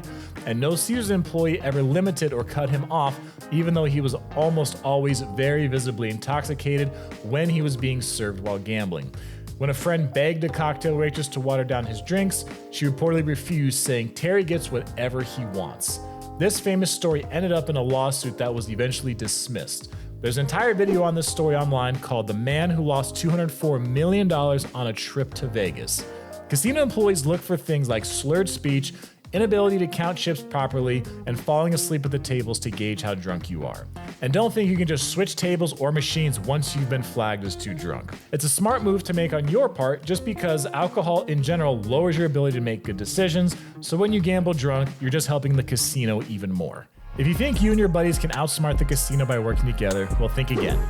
Whether it's poker players soft playing each other or a group of blackjack players working together with signals and spotters, casinos work to catch collusion, and they take it very, very seriously. Experienced dealers and pit bosses are better at catching it. Those eye-in-the-sky cameras are always watching, and they can zoom in close enough to see if you're marking cards. The consequences start with immediate removal from the game and usually end with a permanent ban from the property. So if you're playing blackjack and have someone who's not part of the game giving you signals to help you win, that's considered illegal, and casinos don't tolerate that. This one trips up a lot of first-time Vegas visitors. Just because two casinos are owned by the same company doesn't mean you can use their chips interchangeably. Take MGM Resorts, for example. You might think since they own both the Cosmo and Aria, you could use chips from either property at the other, but that couldn't be more wrong. Each casino's chips are strictly for use at that specific property. Although, if you're a high roller, they might make an exception. I've seen it before where a whale was playing in the high limit room at one property with chips from a sister property. At first, the dealer said he couldn't, but the player said he's allowed to, so the supervisor checked, and the player was right. But for the average player, don't even try. If you accidentally bring chips from one property to another, just head to the cashier and exchange them first. Casino cages will accept chips from their sister properties and usually from competitors as well. Now, if you think you've got some clever gadget that's going to beat the house, I've got bad news for you. The state of Nevada has already banned using a device because they believe it gives the player an unfair advantage over a casino. There's a video on YouTube called Vegas Casinos vs. Card Counting Robot. Their elaborate setup included earpieces, spy watches, and a live streaming pen so the robot could count cards and signal when to make big bets. And if you manage to get caught using any kind of device to gain an advantage, you're not just getting kicked out. You're likely facing serious criminal charges. Nevada gaming laws are particularly harsh on tech-assisted cheating, with penalties including hefty fines and possible jail time. Back in my club days, I saw firsthand several instances of fake money being used. No business likes getting scammed with fake money, but you can guarantee that a multi-billion-dollar Las Vegas casino absolutely doesn't want that, and they take it very seriously. And what happens when they catch you is not pretty. See, passing counterfeit money in a casino isn't just regular fraud, it's federal crime territory. The moment they detect a fake bill, a whole process kicks into gear. Security gets involved, surveillance starts tracking everywhere you've been in the casino. They take casino counterfeiting cases very seriously because of the potential scale of the crime. The casino has to report it, and they're going to fully cooperate with federal authorities to track all of the fake money. You might think this one's obvious, but you'd be surprised how many people still try it. Remember the photo I posted where Samstown felt the need to put up a sign saying not to approach the cage wearing a mask and hoodie? In a place where literally every dollar is tracked and monitored, trying to hide your face at the cashier is about as subtle as setting off fireworks in the lobby. Casinos need to see your face clearly for security and compliance reasons, and it's not just about catching bad guys. They're legally required to verify identities for large transactions to prevent money laundering. And those cameras watching every spot of the cage give security a clear shot of your face. First offense usually gets you a polite request to remove the covering, and if you refuse, you might find yourself having a longer conversation with security. You ever see the little marker that the dealer uses at roulette to put on the winning number? Well, that's there for a reason, and touching that is a no-no. Let me tell you my story from a time I was playing roulette over at Santa Fe Station. So there's a group of us, probably 6 I want to say, playing at this 00 roulette table at the casino. And several of us had put chips on number 32, which happened to be the winning number. Well, the guy next to me was pretty drunk, and he thought he also had chips that he placed on number 32. Well, apparently this guy's drunken brain could not wait for the dealer to pay all the outside bets first, so he reaches across the table with one hand, picks up the marker, and his other hand he's trying to pick up some of the chips in the stack to see if any of them are his color. Fortunately, the dealer noticed pretty quickly, then told the guy, hey, don't do that, right? And the supervisor came over, also told him not to do that. And the only thing the guy could think to say, as he's just kind of wobbling and just staring at the table, he just goes, I don't know what I'm doing. So me, being the abundantly kind soul that I am, looked over at the guy and just said, Yeah, we can tell. In this case, the staff just let him know not to do it again, and everything was fine after that. The guy was cool, never happened again. But any dealer at roulette is going to hate if you do that. This one's possibly the most serious of them all, bringing illegal substances into a casino.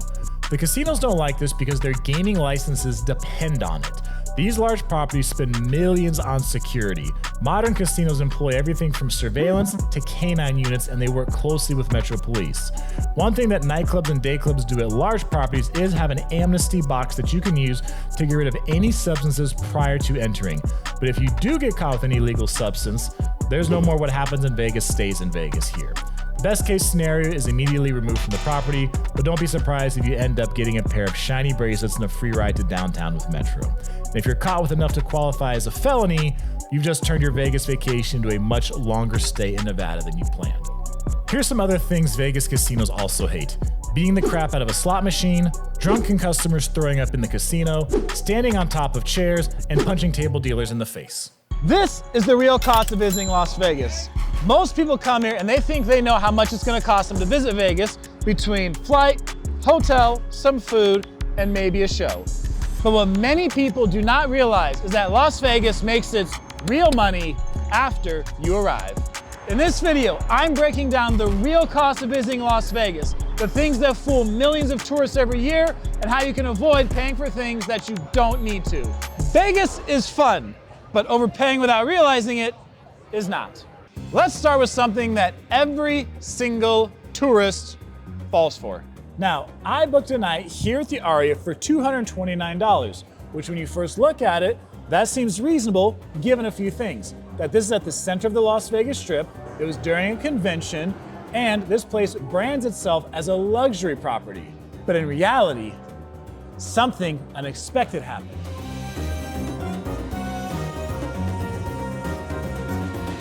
At checkout, I was charged a grand total of $322. So where did the extra $93 come from? Aria is one of several hotels on the Strip that charges an additional $55 resort fee, which is the highest in all of Vegas. But the additional unexpected fees don't end there. You must also pay a tax on top of that resort fee, in addition to the same tax on top of the room rate itself. You thought you booked one deal, and then Vegas quietly changed it on you. The impact of this on a traveler is not just financial, it's also psychological. The trust that you had is broken before you even arrive. Resort fees are not all created equal. Some are higher than others, and a few hotels even have no resort fees at all. Today I'm going to show you how a single decision can alter your entire Vegas budget, and it all starts with the choice of your hotel. We're going to keep track of my budget for a stay here at the Aria, but we're also going to keep track of my budget for a stay at a low-cost mystery hotel, which will be revealed later in the video. For my stay at Aria, we add the $322 total to my tab. My stay at the mystery hotel was $53.11, and they did not charge me a resort fee. Now that we've established how a hotel price adds up fast, we're going to discuss another cost that sneaks up on you faster than you can imagine. This is the cost that people don't plan for because they think that the entire Strip looks easily walkable. Well, it's not. Whether you are flying into Vegas or driving in from out of town, Sin City will be ready to collect some transportation money from you. Most people who fly into Las Vegas land right here at Harry Reid International Airport. Flight prices vary all year long, but since I live here, we're going to skip the cost of the flight. Instead, let's focus on what happens next, getting from the airport to your hotel and how much a ride will add to the budget. When you're looking for a ride from the airport over to the Strip, some people swear by taking a taxi because it's flat rate and it's more convenient. Others will say always check Uber, always check Lyft, and they take that. What I'm going to encourage you to do is check both. So here's your flat rate taxi fees. I look on Lyft right now and it shows it's about $19 to get from here to Aria. If I look on Uber, it shows we're looking at $17. So Uber it is. One thing I'm going to encourage you to do to save some time on your vacation here in Vegas is when you're getting your Uber or Lyft, especially if you're here when it's a busy time, I'm going to encourage you to actually ping your ride while you're here in the terminal, because the Uber and Lyfts, they actually stage and wait at UNLV. So when they get the signal, they got to drive over from UNLV campus over here to the airport, up the ramp to get to the waiting area. So by the time you walk to the waiting area from here, you'll have to wait less time to get your ride. So one thing you can do too to help protect yourself when you're in Vegas from getting scammed is GPS where you're going to be going from the airport to your hotel. You can see the map and you can even take a screenshot of it. So I'm going from the airport to Aria. This says we should be going up Paradise and we should be taking Tropicana, then go up the Strip. Yes, the taxis are flat rate to the Strip, but long hauling still exists in other areas of the Vegas Valley, and Uber and Lyft are not subject to that flat fee. So screenshot this and you have it with you. So if the driver goes a different way, then you have something that you can have to say, hey, you should have went this way. This is the shortest way.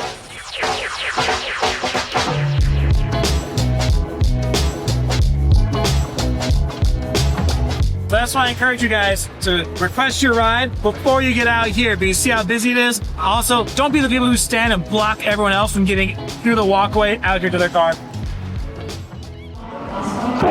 What's up, man? Yes, sir. How are you? Yes, I head to Aria. Okay, Héctor. Gracias. Mucho gusto, fue un placer. Sí. No, gracias. Te doy propina en el app, okay? So here it is, guys. I paid about $17 plus tip to get to my hotel. Getting from your hotel to the airport can cost you as much as $25 to $30 using rideshare or taxi, and that's just for a one-way trip. If you drive into town, self-parking can cost up to $25 per day, let alone your gas expenses for your drive. And if you plan to valet your car on the Las Vegas Strip, be ready to pay up to $50 before tipping anything.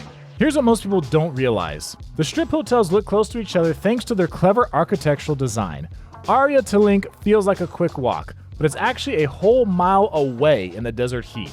You'll probably be taking Uber and taxis around the Strip because walking in 100-degree heat for a lot of people isn't happening. Let's say you take 4 trips at about $12 each. That's another $48 plus tipping.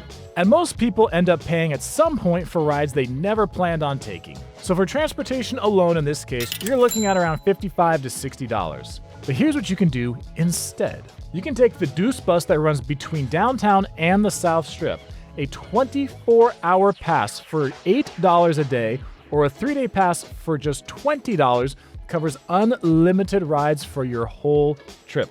The monorail that goes up and down the east side of the Las Vegas Strip is just $5 for a single ride. Later, I'm going to show you a free, clever transportation method almost nobody knows about, which helps save a lot of money at the mystery hotel stay. But for now, I'm actually starting to get hungry. So let's see what there is to eat over at Beer Park and how the food prices are going to affect my budget.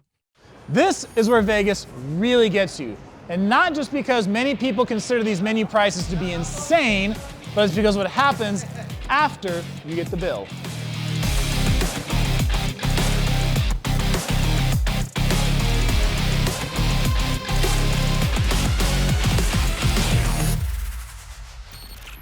I am at Beer Park at the center of the Las Vegas Strip, connected to the Paris Hotel.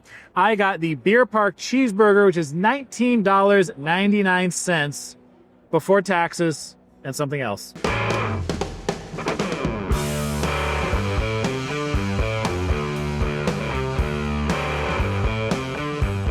When you're at some of these restaurants in Las Vegas on the Strip, you oftentimes get the menu, and you'll see this big menu like this with all these drink prices and food prices. You've never been here before.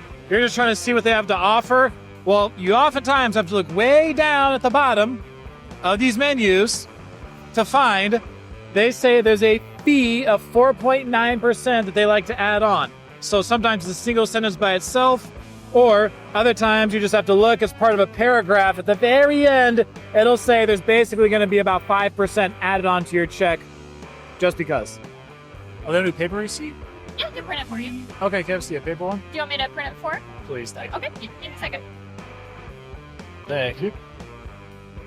What happens a lot of these restaurants in Vegas now is because so much is digital as far as how you're paying for stuff, they oftentimes won't even bring you the paper receipt, so you can't even see the itemized prices, so you won't even actually see the fee on your bill, because they usually just bring over an iPad now, you just pay on that. So I had to actually ask for the paper receipt to be able to see it, so now I can ask them, hey, can you remove this from the bill? Because if you don't catch it on the menu, You're not gonna see it because they don't bring paper receipts anymore unless you specifically ask. Hey, will they remove the CNF? Yeah. Oh, thank you. So $21.67. That was quick. That's why we have you. Exactly. We're just gonna have you tip sign first, then I Sure. get that for you. I think 25 is a good amount. Perfect. You get the CNF. Gotta run your card. Oh, sorry. Do you want me to text you a copy of your receipt? No, thanks. Thank you. Thank you, you too. Easy day. This is where people lose track of their spending. You end up with CNF fees, service charges, taxes, and tips added to your bill, and by day 3, you end up spending more on food than you had planned. To avoid this, I would recommend eating at some of the cheaper options inside Miracle Mile shops on the Strip, or head off Strip when you can. Nearby areas like Chinatown, the Arts District, and downtown have amazing restaurants at more reasonable prices, and it gives you a chance to explore the city. In fact, our Mystery Hotel gives their guests a coupon book that includes a buy one get one deal, which I use to buy a burger similar to this one, but with an extra entree item, all for the price of one. You can also seek out happy hours and avoid restaurants that charge hidden CNF fees in that oh so tiny fine print. As you can see on screen, we're running up our tab pretty quickly, and we're not even done yet. Vegas knows exactly when to hit you with this next charge. This one sneaks up on people because the fees hide until checkout. Let's say you want to reserve a table at Omnia Nightclub at Caesar's Palace for you and your friends. You see a selection with a deposit of $200 due today and a minimum spend of $1,000. In your head, you're thinking that you can split $1,000 between you and 5 other friends, and your share will only be $167. Wrong! At checkout, you will see numerous fees added to the price, including an admin fee, taxes, and even a quote-unquote recommended gratuity, which, by the way, seems impossible to change or even remove upon checkout. So the total with all fees included is $1,435, meaning that your share of the bill will actually be $239. This is the pattern you need to pay attention to in Vegas. The menu price, the room price, the ticket price don't tell the full story. Vegas shows you one number to get your attention, then adds everything else after you've already committed. But there are some great alternatives for entertainment. Fremont Street in downtown has 3 stages with completely free concerts, different acts every night, no cover, no tickets, all you need is to just show up. Plus, casino lounges all over the Strip have free live music, so you have plenty of options in Vegas to drink and dance the night away without getting hit with cover charges or other hidden fees. But the final category is the one most people never see coming. Vegas is very good at making money from every small problem you could run into. If you want convenience, you gotta pay up. For example, early check-in at Aria runs $50 to $60. So expect a hefty add-on to your bill if you want to check in at 10 instead of 3. Late checkout can cost even more at $60. But wait, there's more. If you want a snack in the middle of the night, the minibar prices are astronomical. A Snickers bar will cost you $9. Pringles cost $15. And a bottle of water in your room costs $14.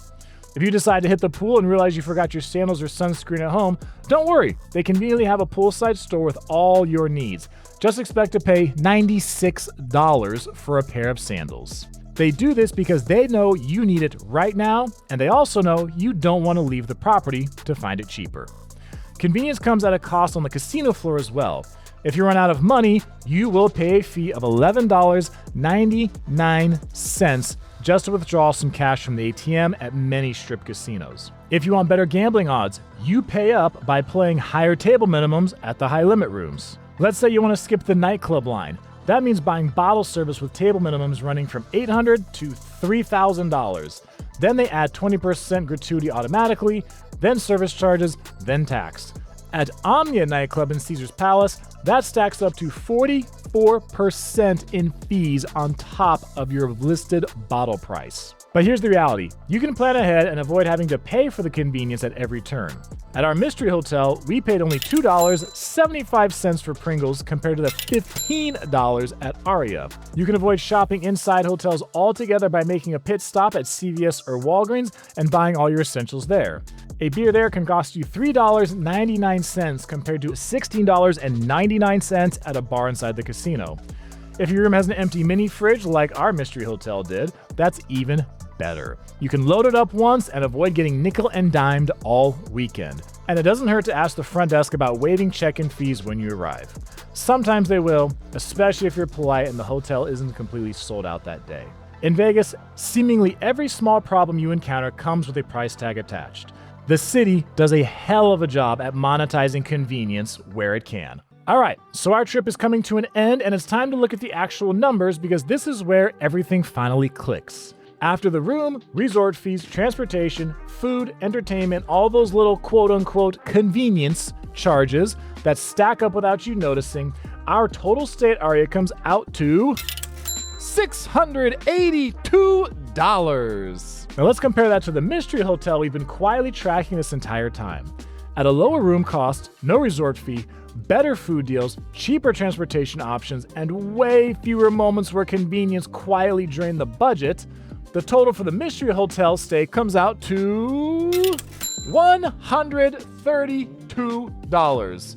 That's a difference of $550. So, what is the Mystery Hotel? We've been keeping it secret so far in the video. Well, it is none other than the Four Queens here in downtown Las Vegas.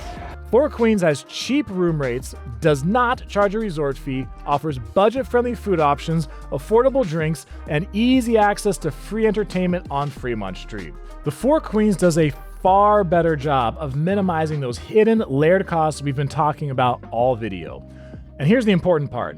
If you want similar budget-friendly results, you can also stay at Binion's, which is Four Queens' sister property, which follows the same cost-saving principles, including no resort fees and access to the same promotions. Now you might be thinking, but Jacob, I don't want to stay in downtown. I want to be on the Strip. Well, remember earlier in the video, I said I'd share a free transportation tip? The Downtown Loop Shuttle is completely free and runs through downtown Las Vegas, but it also goes to the Strat. From there, you can walk right to the Sahara Hotel and hop on the monorail and head straight down the east side of the Strip all the way down to MGM Grand at the south end. The hotel you choose in Vegas doesn't just affect where you sleep. It determines how much you pay for everything else. And there is frequently a stark difference between staying at properties on the Strip and off the Strip. And that single decision can mean the difference between feeling ripped off or feeling like you finally beat Vegas at its own game. Nothing reveals a gambling moron faster than blaming other players for bad results. Whether it's getting angry at the person who took your card at blackjack, complaining about someone messing up the flow at roulette, or telling a craps player when they bought into the game changed the outcome.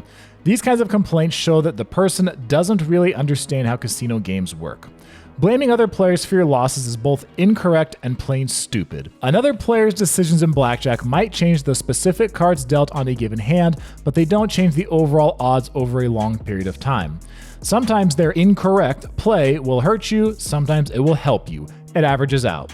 The same applies to craps, where some players believe people taking longer to place their bets or those who set the dice a certain way can influence the outcome. The math says this just isn't true. If you do this in a Vegas casino, there are a few ways it could end, and most of them aren't good. It doesn't matter if the person who was playing a slot machine just went to the bathroom or forgot to cash out, the credits still belong to them. Using someone else's credits that were left behind is considered stealing, and it can get you in trouble. Some people think that leaving credits means the person gave them up, but that's not how it works. Any leftover credits belong to the casino, not the person who finds them. Casinos collect those unused credits and turn them into the state. 75% goes to the government and 25% goes back to the casino. If the casino figures out who used the missing credits, they might ask to give the money back. If you refuse, you could get banned from the property, but more than just rules, think about how upsetting it would be if you lose your winnings just because you stepped away for a few minutes. Doing this in Vegas might look cool on TV, but it's very stupid to do in real life. The dice at the craps table have been touched by tons of people and rolled across a table that's been handled by who knows how many more.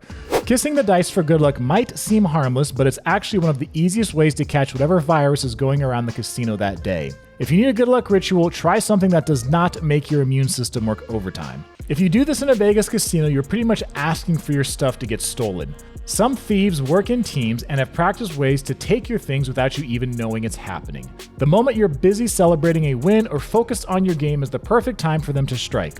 One person might distract you by asking for help or pretending to spill a drink near you, while their partner quickly grabs something you left alone.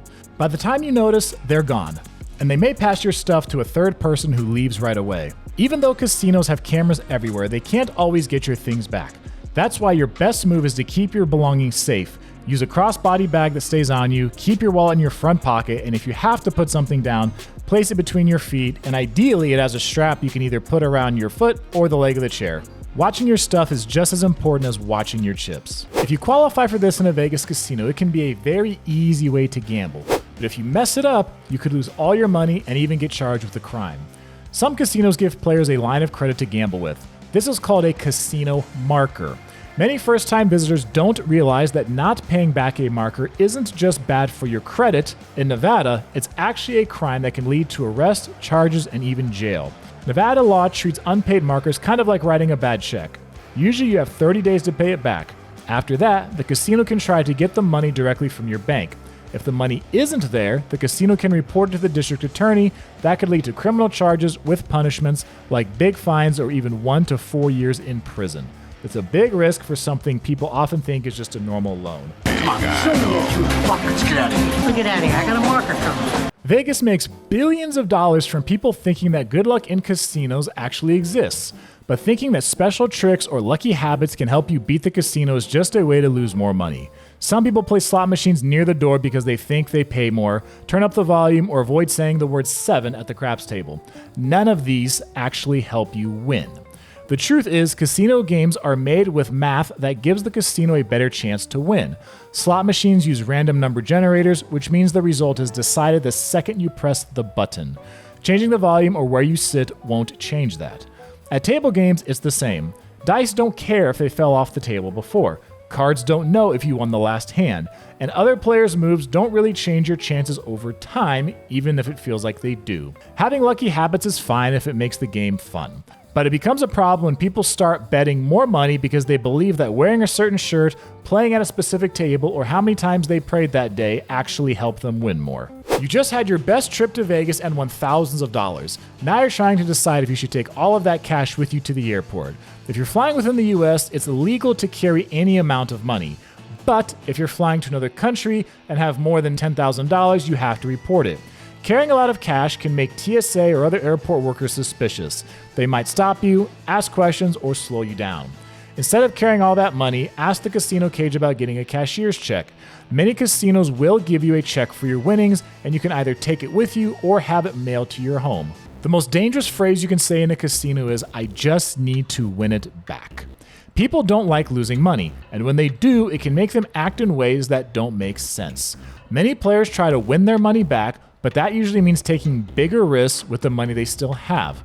This is called chasing your losses. It happens when someone keeps betting more or playing longer, hoping to get back what they lost. But this often makes things worse. In poker, the phrase is going on tilt, when your feelings take over and you stop making smart choices. Remember that every game in the casino has a built-in mathematical advantage for the house. This edge doesn't change because you're trying to recover losses. If anything, your emotional state makes you more vulnerable to making mistakes that increase the house advantage further. So when you find yourself thinking about getting even, that's your cue to take a break, get some air, or call it a night. The casino will still be there tomorrow, and you'll make better decisions with a clear head and fresh perspective. Ask any casino worker and they'll tell you this is really annoying. Nevada has strict rules.